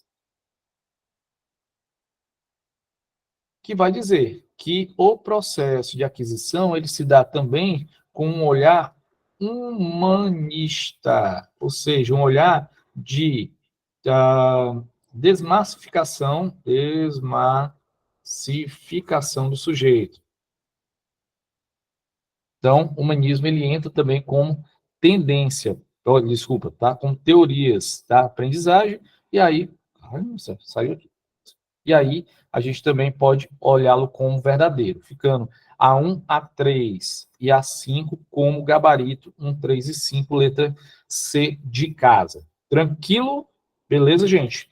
Mais uma vez, desculpa, tá? Muita coisa, eu sei que é muita coisa, tá? Mas a gente precisa dar aqui, nesse curto espaço de tempo, o máximo que eu puder de informações para vocês, que fica gravado, depois vocês, né, vão retornando a eles. Deixa eu ver aqui. Deixa eu ver, cadê? Muito importante, tudo que se aborda, o método, repetição é importante, show, beleza, tá? Tá tudo tranquilo, né, galera? Vamos poder aqui caminhar, né? Meus amores, deixa eu ver aqui. Questão, então, agora, número 6, tá? Sexta questão, como eu falei para vocês, galera, não se preocupe, tá? O que vocês puderem, o que vocês precisarem, tá? É só pedir aqui que a gente vai, tá? Vamos repetir o máximo possível, porque realmente, como é um aulão de reta final, acaba o tempo sendo muito diminuto, tá? Ana Carla, brigadão, tá? Brigadão mesmo, tá? Que bom, que maravilha. A gente está aqui para agregar, a gente está aqui, você sabe que para a gente trocar, eu não tenho outra missão aqui, tá? Senão trocar um pouquinho dos nossos saberes, tá? E poder auxiliar na construção. Agora chegou o que a negada queria. Sexta questão. Vamos lá. Vamos falar agora de quê? Agora de tendências pedagógicas. A gente está falando de teorias da aprendizagem. Vou falar de tendências pedagógicas. E aí estava com aquela ideia assim, Bruno, tendência pedagógica, crítica, não crítica, barará. Se acalme que agora vocês vão saber o que é o que no jogo do bicho. Vamos lá. Vamos falar de tendências pedagógicas aqui de forma bem sucinta, bem rápida, mas também sem a gente perder muito tempo, mas também ser muito superficial, tá? Tendências pedagógicas. Oi? Tá vendo? O ruim da aula de manhã cedo é porque eu não tomei ainda o meu remédio, tá? Aí eu fico todo tremendo, tá? A cabeça acelerada demais. Tendências pedagógicas, vamos lá, tá? Meus amores, tendências pedagógicas já vai ser outro ponto com relação às teorias da aprendizagem. Teoria da aprendizagem, ela dá o alicerce, ou seja, ela vai explicar como o meu aluno aprende. A tendência pedagógica vai pegar essa faceta, que é a ideia de como o meu aluno aprende, e transformar isso em forma de aplicação. Ou seja, como eu vou ofertar, então, a educação para o meu aluno, partindo do pressuposto de como ele aprende. Entendeu? Olha só como os Paranauê, eles se juntam uns aos outros. O grande barato é isso, é que muitas vezes a gente vai estudar e a gente estuda as coisas separadas, tá? Caixinhas separadas, quando, na verdade, todas essas teorias, elas estão juntas, misturadas e dialogando umas com as outras. Vamos para cá. Tendências pedagógicas, o que a gente vai ter aqui? Vamos aqui. Quando eu falo tendências pedagógicas, primeiro que a gente vai observar é que eu tenho autores que falam sobre isso. O José Carlos Libânio, ele é um dos autores que a gente vai prestar atenção nisso, tá? E o José Carlos Libânio, que todo mundo conhece, longuíssimo. Tem gente com áudio que está atrapalhando o áudio. Eu tenho aqui um processo, vamos dizer assim, muito mais amplo com ele. O Libânio vai fazer aquilo que a gente já especificou. Como assim, Bruno? O Libânio ele vai fazer aqui, tá? A divisão entre uma teoria que ela é uma teoria liberal e uma teoria que ela é progressista. Essa teoria liberal que a gente já viu aqui, que ela é capitalista, e ela se define em 3 momentos: tradicional,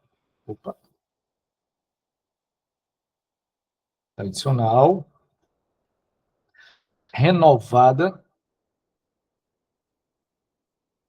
progressivista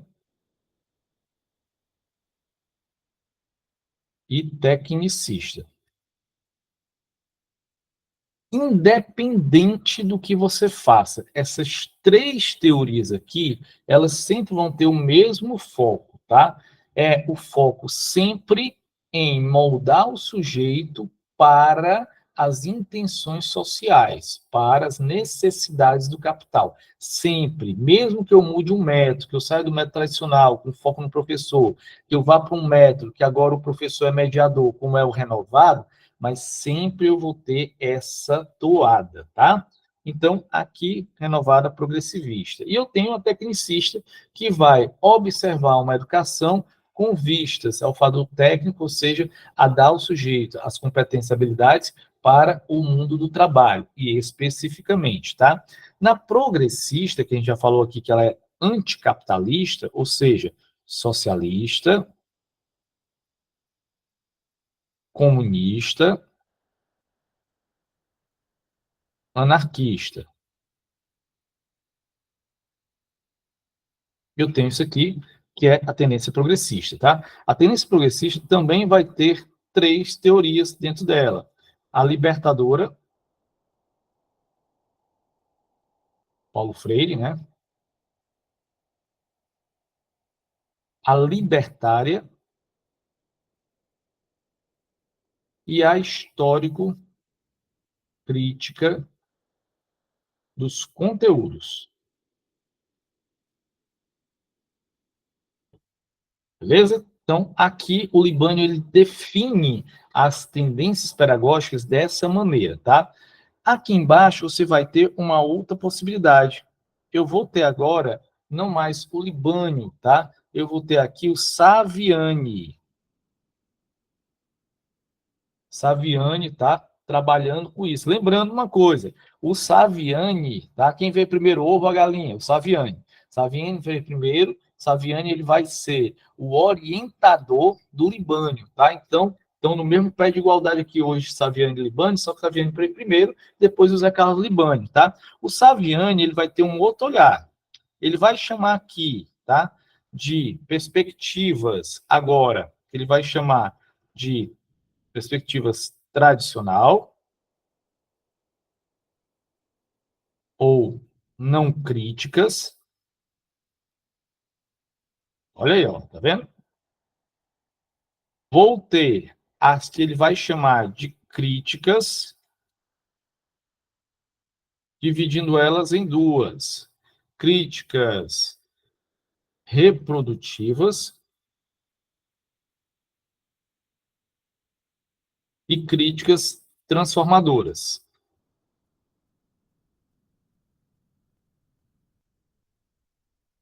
Olha como é que é a coisa. Vamos lá. Observando o que eu tenho aqui em cima, tá? O que eu vou ter? Para o meu amigo Saviani, tá?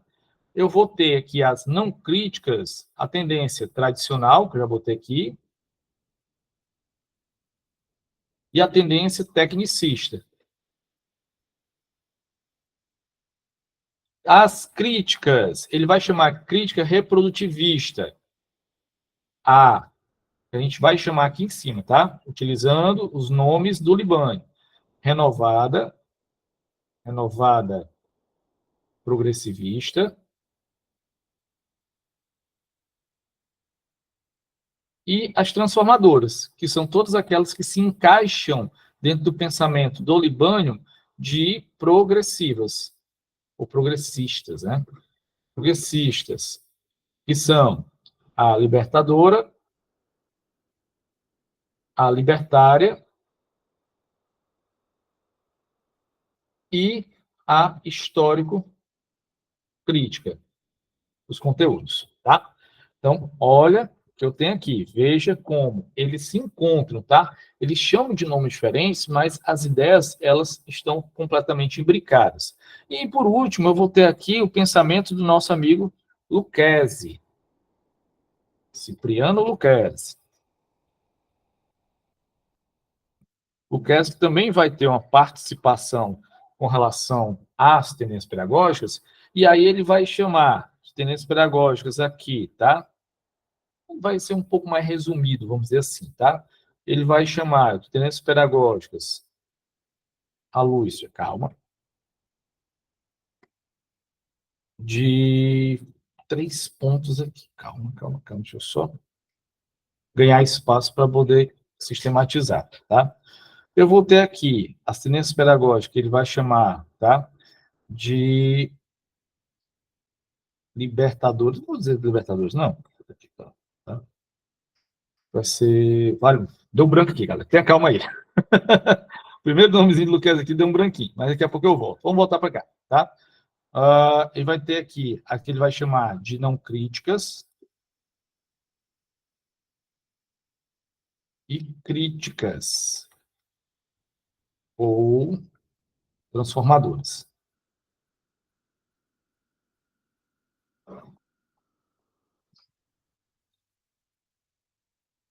Pronto.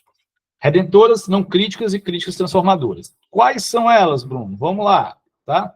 Para o nosso amigo Luquezzi, a coisa vai ser um pouquinho diferente, que ele vai dizer o seguinte, olha, as redentoras, quais são? A tradicional.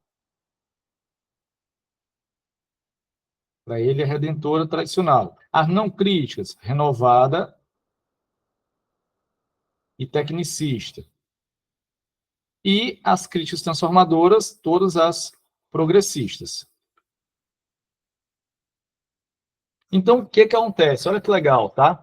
A gente tem aqui, quase sempre, quando a gente pega questões de concurso, o Libânio, 90% das questões que falam de tendências pedagógicas, eles trabalham com a forma do Libânio, tá? De classificá-las, tá?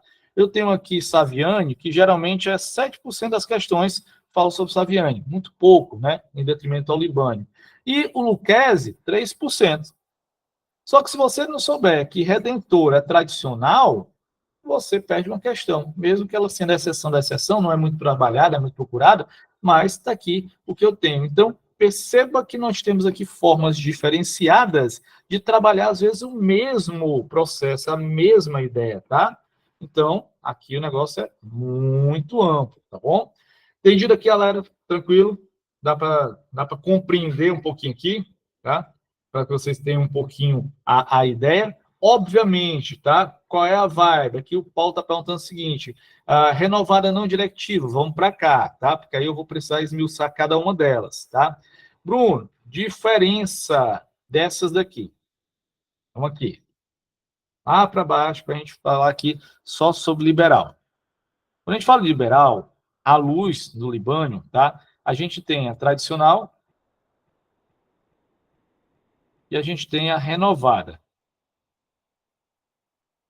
Renovada progressivista. Show. Olha só, o tradicional, o foco é o professor. O foco é o professor, memorização e processo de repetição, tá? Então, quando a gente entra para a renovada, que é século XIX, passagem para o século XX, eu estou aqui dialogando com o que a gente tem chamada escola nova. Escola nova, vocês vão lembrar comigo que ela tem uma tríade. A escola ela precisa ser pública, ela precisa ser laica, ela precisa ser obrigatória. Isso é uma ideia defendida pelo John Dewey. Dewey vai defender essa ideia. E no Brasil, a escola nova, ela chega por um discípulo de Dewey, um rapaz chamado, tá? Anísio Teixeira. Então, se liga aí nos Paranauê. Olha só, Dewey, Anísio Teixeira. Eu estou falando aqui de 1930, aproximadamente, com o Manifesto dos Pioneiros da Educação. E, que na verdade é 32, mas estou botando década de 30, tá? E aí, dentro dessa concepção de renovada progressivista, eu vou mudar o método. Ela vai ser renovada, por quê, Bruno? Porque ela vai renovar o método. Ou seja, eu saio de uma educação de cunho vertical para uma educação de cunho horizontal.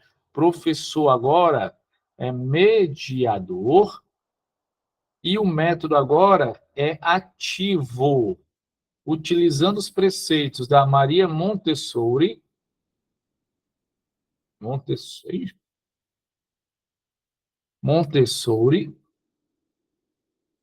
e de Crowley.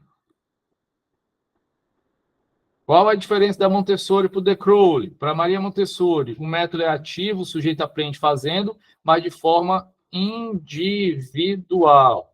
Para o de Crowley, o método é ativo, o aluno aprende fazendo, mas o método aqui é coletivo. diretivo. Então, perceba, olha a viagem que nós estamos fazendo aqui do século XIX, século XX, de Dewey para os pioneiros da educação, entrando em De Crowley e Montessori. Então, aqui eu tenho um novo processo de educação, uma mediação ativa, que não muda o intuito da educação. O que é o intuito da educação? É fazer com que o sujeito se integre ao social, beleza? E aí, cara, vamos lá, tá? A grande pergunta que o professor fez, que o Paulo fez, é o seguinte, tá, e a diretiva e a não diretiva? Qual é a diferença? Não diretiva. Como eu falei para vocês, a base do pensamento da renovada, tá? Vai ser a escola nova. Essa escola nova é uma escola pública e obrigatória, mas ela é pública, porém não tem o mesmo público. Por quê? Porque eu tenho um público para as elites e eu tenho um público para a mundiça. E as elites, o foco é o quê? O foco é o conteúdo. Ou seja, directivo, o foco é o conteúdo.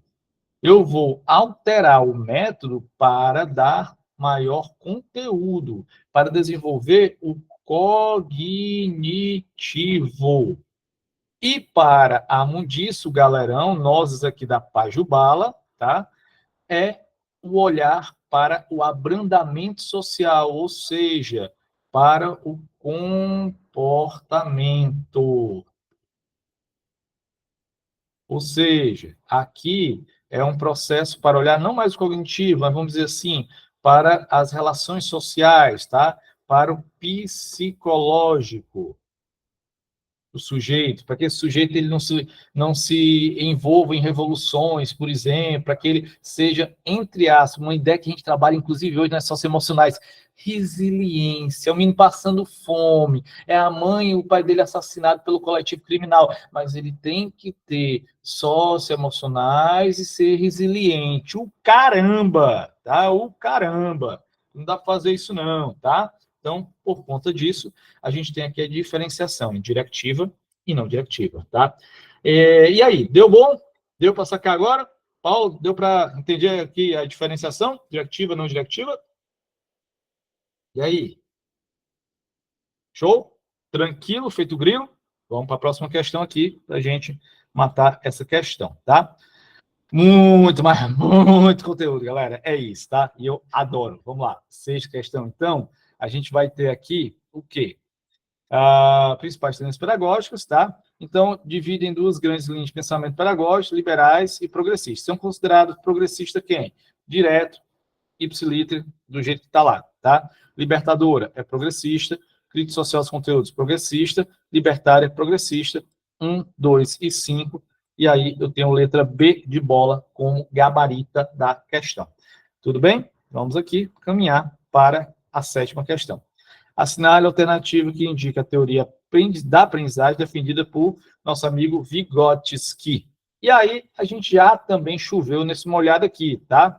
A gente tem a teoria do Vygotsky. Ah, Bruno, mas eu vi lá cognitivista, mas eu não achei nenhuma lá que tá ligada, não, tá? Tu falou, mas não consegui achar, não. Tu não conseguiu achar? Ih, como assim tu não conseguiu achar? Olha aqui. Vygotsky. O Vygotsky, ele é sócio-construtivista, ou seja, o meu eu biológico relaciona-se a um objeto, e esse objeto é, antes de mais nada, um processo cultural, onde somente os homens em sociedade ele produz. Sendo assim, histórico-cultural. Letra A de amor. Tranquilo?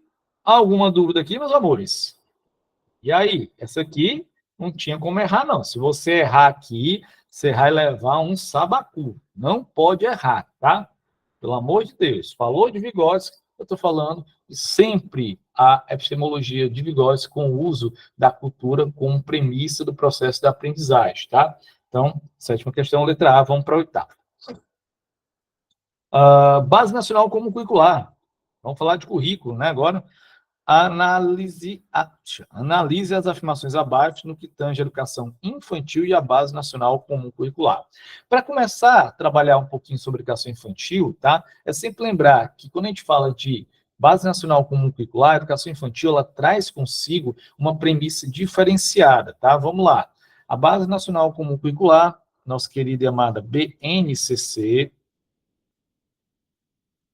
ela vem de 2017, e a sua primeira, segunda, terceira versão, ela sempre vai observar a educação infantil como uma etapa integral dentro da educação, ou seja, faz parte da educação. É por isso que, a partir de 2017, inclusive, a educação infantil ela passa também a fazer parte do Plano Nacional do Livro Didático. Antes de 2017, não se tinha livro didático, 17 para entrar em vigor em 18. Não se tinha livro didático na educação infantil. Quando tinha, era a aquisição da própria rede, que é municipal, que fazia esse processo, tá? Mas agora não, etapa integral, Plano Nacional do Livro Didático, e aí o que a gente vai ter aqui? A Base Nacional que diz que, enquanto educação infantil, nós devemos garantir os 6 direitos de aprendizagem da criança. Direitos, quais são eles? Brincar é direito até hoje, né? Não é possível que a gente não possa brincar. Brincar, conhecer, conviver, expressar, explorar, participar. Beleza? Então, cá entre nós, está aqui os 6 direitos de aprendizagem da criança, tá? Essa criança que é observada em 3 fases distintas. Quais são as fases? Bebês, que vai de 0 até 1 ano e 6 meses. A gente tem aqui, tá? As crianças bem pequenas, que vão aqui de 1 ano e 7 meses até 3 anos e 11 meses. E aqui, terceira e última parte, que a gente fala com relação às crianças pequenas, que vão dos 4 anos até os 5 anos e 11 meses. Bruno, por quê?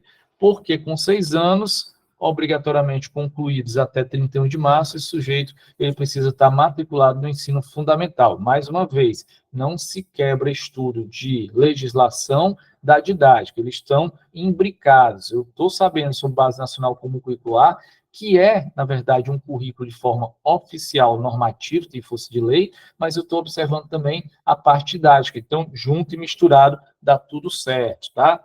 Bebês, crianças bem pequenas, crianças pequenas, aqui você tem as 3 fases, essas 3 fases que vão estar sendo trabalhadas à luz de quê? De um pensamento de transdisciplinaridade. Como assim, Bruno? Transdisciplinaridade. Eu vou pegar todos os conhecimentos, as áreas de conhecimentos, e vou juntar elas em campos de experiência. Então, os campos de experiência da educação infantil, ela é uma ação transdisciplinar, que ultrapassa os processos próprios das barreiras epistemológicas de cada ciência. Vamos para cá, e aí, 8ª questão, você vai ter o quê? Vincular, ensinar e cuidar, entendendo que o cuidado é algo incompatível com o processo formativo, que é falso, tá? Por quê? Vinculação de brincar, cuidar e aprender, eles fazem parte do mesmo processo. Quando a gente cuida da criança, eu estou falando aqui do desenvolvimento físico dela, o bem-estar e até mesmo a estética corporal dizem respeito do cuidar da higiene, do cuidar da alimentação, tudo isso está atrelado dentro da educação infantil, por isso aqui o ponto 1 é falciane. Ponto 2. Considera que as creches e pré-escolas, ao acolher os conhecimentos construídos pela criança na família e comunidade, e articulados em suas práticas pedagógicas, têm o objetivo de ampliar seu universo de experiências, conhecimentos e habilidades, atuando de maneira a complementar a educação familiar. Primeiro, essa palavrinha aqui, complementar. Vamos entender, e aí vamos lembrar também, mais uma vez, tá, do que está dentro da LDB, a Lei de Diretrizes Básicas da Educação, e o que está dentro da Constituição Federal. Quando a gente fala de educação à luz da Constituição Federal, a Constituição Federal diz que a educação é dever do Estado e depois da família. Aqui na LDB, ele diz que a educação é dever da família em colaboração com a sociedade e o Estado. Bruno, por que eu tenho essa alteração de personagens? Ou isso simplesmente é redacional, mas não tem nenhum tipo de vinculação conceitual? Tem sim, tá? Quando eu coloco aqui na Constituição Federal que o Estado ele tem a primeira ação educativa, é porque eu estou observando a educação enquanto política pública. E sendo política pública, quem primeiro oferta é o Estado, obviamente. Na LDB, que é a Lei de Diretrizes e Bases da Educação, por ela ser muito mais pontual e diretiva, essa Lei de Diretrizes e Bases da Educação, ela vai dizer que a educação que aqui abre o prospecto, como assim, Bruno, abre os prospectos? Quando eu falo de educação, eu estou olhando a educação com vistas à educação formal, educação não formal e a educação informal. Diferença. Quando eu falo de educação formal, eu estou falando aqui da educação escolar. Educação não formal é educação que tem, assim como a educação escolar, intenção, ela é intencional, tá? Só que ela não é no espaço escolar. São espaços não formais de aprendizagem. Museus, teatros, cinema, parques e exposições, tá? Tem intencionalidades, só não tem processos didáticos, mas tem intenção. E o informal é o processo advindo da família, dos movimentos sociais, da religião, que também se aprende nesses locais, só que sem intencionalidade. Então, aqui na LDB, ele fala de educação à luz geral, ou seja, formal, não formal e informal. E por isso, o primeiro local de fala para a aprendizagem da criança é a família. Por isso que a ação educativa escolar, ela é complementar à ação da família. 2, verdadeira. 3, a Base Nacional Comum Curricular está organizada por grupos etários, que a gente viu aqui, tá? Bebês de 1 a 6 meses, crianças bem pequenas de 1 a 6 meses, 3 anos, e 3 anos e 11 meses, crianças bem pequenas, 4 anos e 5 anos e 11 meses, a 3 também está orite. Vamos para cá, vamos falar aqui da ponto 4. Ponto 4? 4. Os 10 eixos centrais da Base Nacional Comum Curricular foram propostos com a finalidade de tornar a criança protagonista do processo educacional. Se a gente não fala mais de uma educação liberal, mas de uma educação progressista, como a gente já viu aqui, lógico que a gente sente o processo focado no aluno e não mais no professor, ou seja, ele é protagonista sim. A 2, a 3 e a 4, elas são as verdadeiras, e eu tenho como gabarito da questão a letra D de dado. Vamos para a 9ª questão. Meus amores, até aqui. Tá tudo ok? Oi? Até aqui, tá tudo ok? Peraí, que eu vi agora. Olha, gente, seríssimo, problema seríssimo. Às vezes eu não acompanho o chat, tá? Porque não dá tempo, né? Não dá tempo. Estou focado aqui e aí não dá tempo. Mas vamos lá. Deixa eu resolver agora aqui, né? A Luana Batista, muito conteúdo, mas gosto dessa linha. Vamos lá, Laís. Professor, depois disponibiliza anotações. Vou deixar para ver, vou ver se dá. Se não der, aí é questão, né, de pegar aqui a gravação e aí você assistir anotando, tá? O senhor pode explicar as outros teóricos, tá? Daniele, quais são os outros teóricos? Depois tu me diz, tá? Deixa eu ver aqui, Tony, ok. Perfeito. 10, Daniele, vamos lá. Trabalhando aqui com as 10. A Daniela está perguntando aqui quais são essas 10, tá? Eixos centrais da Base Nacional Comum Curricular. O que a gente vai chamar aqui, já que a gente fala de Base Nacional Comum Curricular, a gente trabalha por competências e habilidades, certo? Só que as competências, elas são gerais ou por área de conhecimento, tá? Quando eu falo de habilidades, elas são por componente curricular. Então, quando a gente fala das 10 competências gerais da Base Nacional, vamos para cá.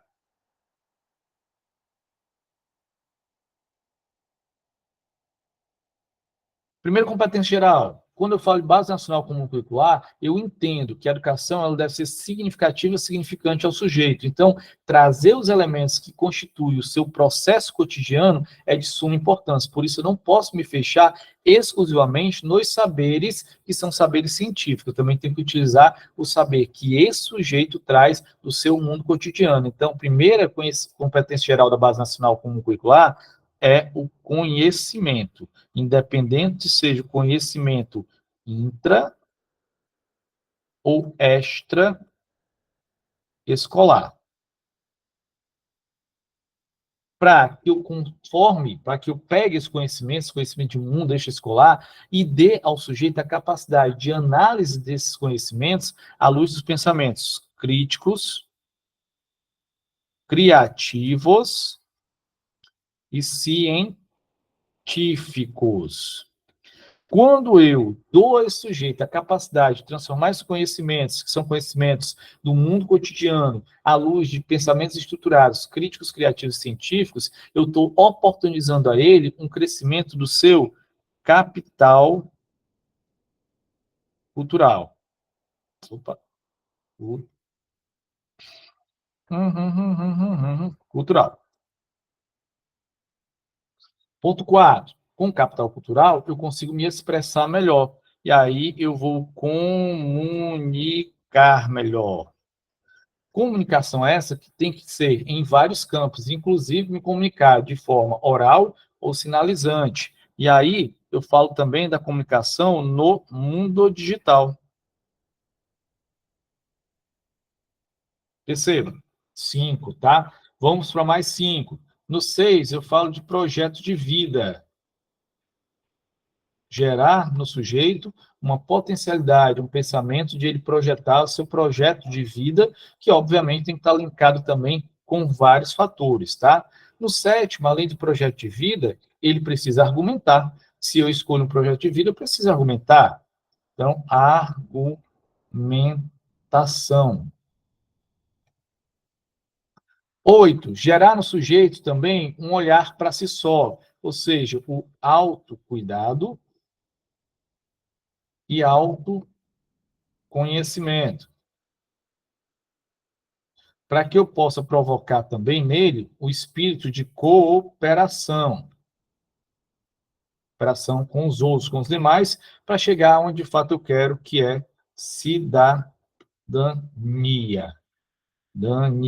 Claramente, o que eu tenho aqui, gente? Olha só, eu tenho 5 competências gerais que dialogam com conhecimentos e habilidades, atitudes e valores. Ou seja, quando a gente fala de currículo, a gente sempre fala que o currículo é um conjunto de saberes, de conhecimentos, habilidades, atitudes e valores que nós trabalhamos no nosso cotidiano. Então, aqui, conhecimentos e habilidades, aqui, atitudes e valores são exatamente as 10 competências gerais da Base Nacional Comum Curricular. Fine? Tranquilo? Vamos para cá. Vamos para a próxima questão. Sei lá onde é que eu estava. Faz parte. 9. Vamos lá. Tá? Infelizmente, pelo horário, eu acho que eu só consigo chegar até a 10, mas vai dar bom, Pivete, vai ser salvo. Consta nos documentos oficiais que as práticas pedagógicas que compõem a proposta curricular da educação infantil devem ter como eixos norteadores interações e brincadeiras, as quais podem ser. Quando eu falo de interação e brincadeiras, só para lembrar, tá? As brincadeiras, elas têm 2 fatores. Elas são brincadeiras por partes. Jogos Brincadeiras. Todo jogo, ele é lúdico, por isso ele é uma brincadeira. Nem toda brincadeira é um jogo, por isso nem toda brincadeira tem regras, tá? Então, jogos sempre com regras. Brincadeiras podem ser de duas possibilidades. As brincadeiras elas podem ser dirigidas ou espontâneas. Até aí, tudo bem? Entendido essa parte aqui? Há uma diferenciação que muitas vezes, infelizmente, tá? Às vezes a gente utiliza como sinônimo. E aí não é brincadeiras e jogos. Jogos, sempre com conjunto de regras. Toda brincadeira, ela é lúdica. Então, o que acontece? Todo jogo é uma brincadeira, lúdico, tá? Mas nem toda brincadeira é um jogo. Por quê? Porque brincadeira pode ser direcionada, então tem regras, como pode ser espontânea. Por exemplo, eu dou para os alunos, tá, massinha. Eu não vou direcionar, eles vão criar de acordo com os seus processos. Eu dou para a criança, por exemplo, tá, pecinhas de Lego para montar. Então, automaticamente, eles vão montar da maneira que eles quiserem, por isso eu tenho essa correlação, jogos e brincadeiras, tá ok? Então, vamos para cá. Quando eu falo, então, em brincadeiras, já que ele está falando de interações e brincadeiras, eu tenho ponto 1. Elas são observadas? Lógico, tu vai deixar o menino, o diabo do menino brincando lá e vai embora, é? Tomar cafezinho, é? Ou um professor, essa tudo, viu? Mesmo espera o menino rende lá, sem um dente, tá? Com a cara ensanguentada. Então, óbvio que elas são observadas, tá? Até porque o processo de brincadeiras é onde a gente pode, inclusive, instigar valores com relação à avaliação, que dentro da educação infantil não tem nem perspectiva de promoção, tampouco ele tem valores numéricos. Então, é a construção do nosso relatório, e isso muitas vezes é empírico, através da observação, tá? Homogêneas. Não, brincadeira não pode ser homogênea, não. Se eu levo em consideração cada sujeito na sua peculiaridade, ele vai brincar, lembre-se, tá? Mesmo dentro do conjunto de regras, ele vai utilizar aquelas regras de forma pontual, espontânea, tá? Registradas, com certeza, né? Porque eu preciso registrar, fazer os relatórios, avaliados, porque eu preciso avaliar ele através desse processo, segregadas, separadas, infelizmente é muito comum. Por exemplo, a minha filha, tá? Ela, até ano passado, inclusive, no Infantil 4, Infantil 5, desculpa, ela passava por processo de segregação. Na hora da educação física, da recreação, meninos de um lado, meninas de outro, e ela queria jogar futsal e o tio não deixava. Então, segregação, um equívoco, inclusive, tá? Por isso, 4, 3 e 1. Aos meus amigos que estão aqui dentro da educação física, o pessoal da educação física sabe muito bem, inclusive, que o processo de jogo, o processo de brincadeiras entre meninos e meninas, ele é possível até os 12 anos. A partir dos 12 anos é que a gente já faz direcionado ao gênero por conta de situações de transformação do corpo feminino que pode, obviamente, gerar algum tipo de situação. Ou, por exemplo, de machucar os seios da menina que está em desenvolvimento e tudo mais. Então, por isso que a gente faz essa, não é segregação, tá? Mas esse olhar diferenciado. Mas até os 12 anos é possível todo mundo brincar junto.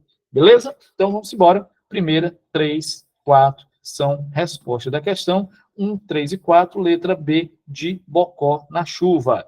Deixa eu ver aqui. Letra B, Bocó na chuva, 1, 3 e 4. Certo? Vamos aqui para a 10ª questão, educação infantil. Eu queria finalizar com outra questão, tá? Deixa eu ver aqui, tá aqui, muito bem. A 11ª questão, que fala sobre currículo, eu não queria ir embora sem falar sobre currículo, tá certo? 11ª questão, então vamos lá. O currículo é carregado de significado histórico, político, social, simbólico, afetivo, teórico, entre outros, responsáveis pela formação dos sujeitos escolares e pela constituição de suas identidades. No currículo estão, vamos lá, como eu falei para vocês aqui já, a gente bateu um pouquinho de papo aqui sobre currículo, mas hoje a gente fala de currículo à luz das chamadas teorias desse currículo, como esse currículo ele se constitui. E aí, veja, teoria do currículo.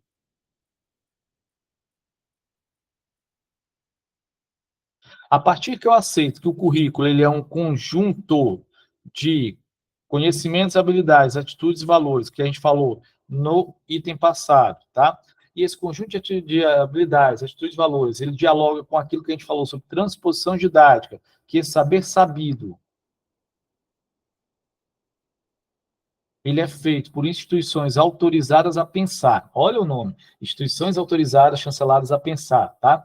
Então, nem todo saber, ele é referendado, nem todo saber, ele chega, de fato, ao currículo. E isso tem uma relação com o quê? Com poder. Então, currículo é poder. Por isso nós estamos nessa briga aí, por exemplo, da alteração ou não do novo ensino médio, porque é uma briga sobre poder. Conjunto de competência, habilidades, atitudes e valores, dentro de uma concepção do saber acumulado historicamente por instituições que são chanceladas a pensar, dentro de uma ação que ela é política.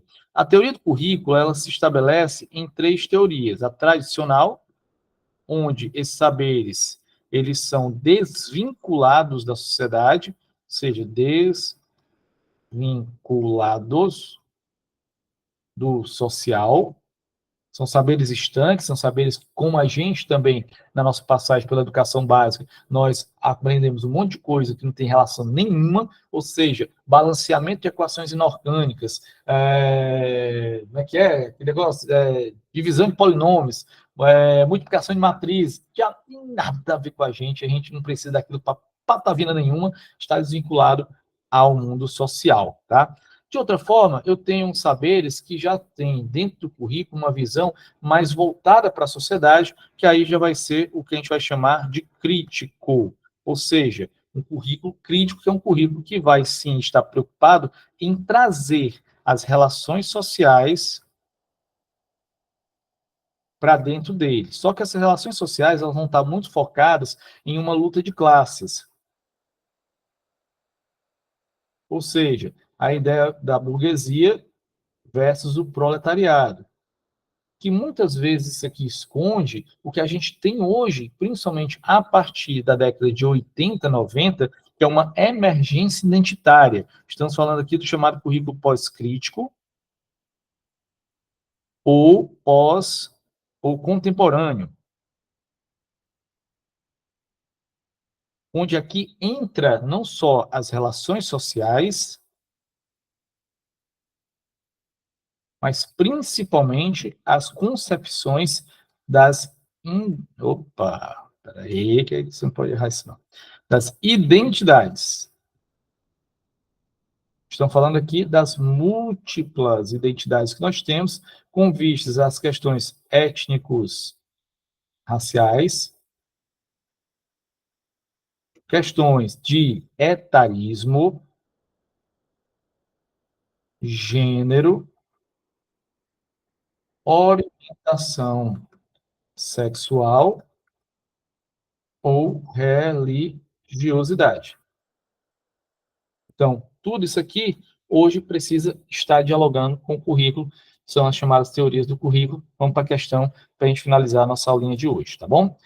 11ª questão, então, com vista ao currículo. No currículo estão. É isso que ele pede, é isso que ele pergunta. Letra A.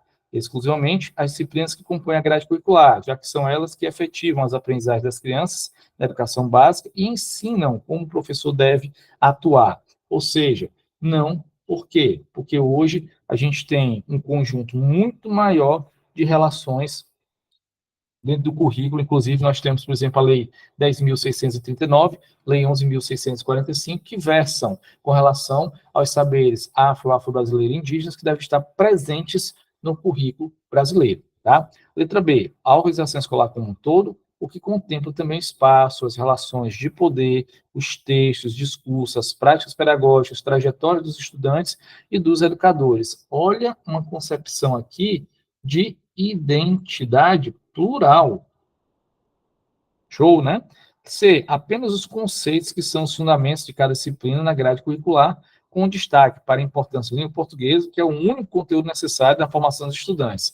O chapa vai aprender a ler e escrever, mas não aprendendo a pensar reflexivamente, ele vai ser um robozinho. Então, aí você tem a criação da chamada inteligência artificial, bem como também o preconceito, vamos dizer assim, que também é artificial, aqui é criado, né, em laboratório. Bom, letra D, somente os conteúdos ensinados por cada professor de acordo com a disciplina de sua formação acadêmica, o que evita que os estudantes possam aprender informações de outra natureza, o que a gente não quer, pelo contrário, a gente quer dar cada vez mais saberes a esses sujeitos. unicamente Estatuto da Escola e suas normas pedagógicas. Aí já foi, morreu, deitou. A gente tem 11, letra B de bola, B exatamente de bom trabalho a vocês, boa prova a todos e a todas, tá? Tudo de bom para vocês. Espero que vocês descansem também esse nosso restinho, né? Esse início, na verdade, feriadão. O compromisso de vocês, domingo, é com a seleção de Fortaleza, mas também é em começar os seus estudos para aprovação em definitivo, como efetivos, em Pacatuba e em Maranguape. E um grande beijo a vocês. Tudo de bom. Valeu. Fui.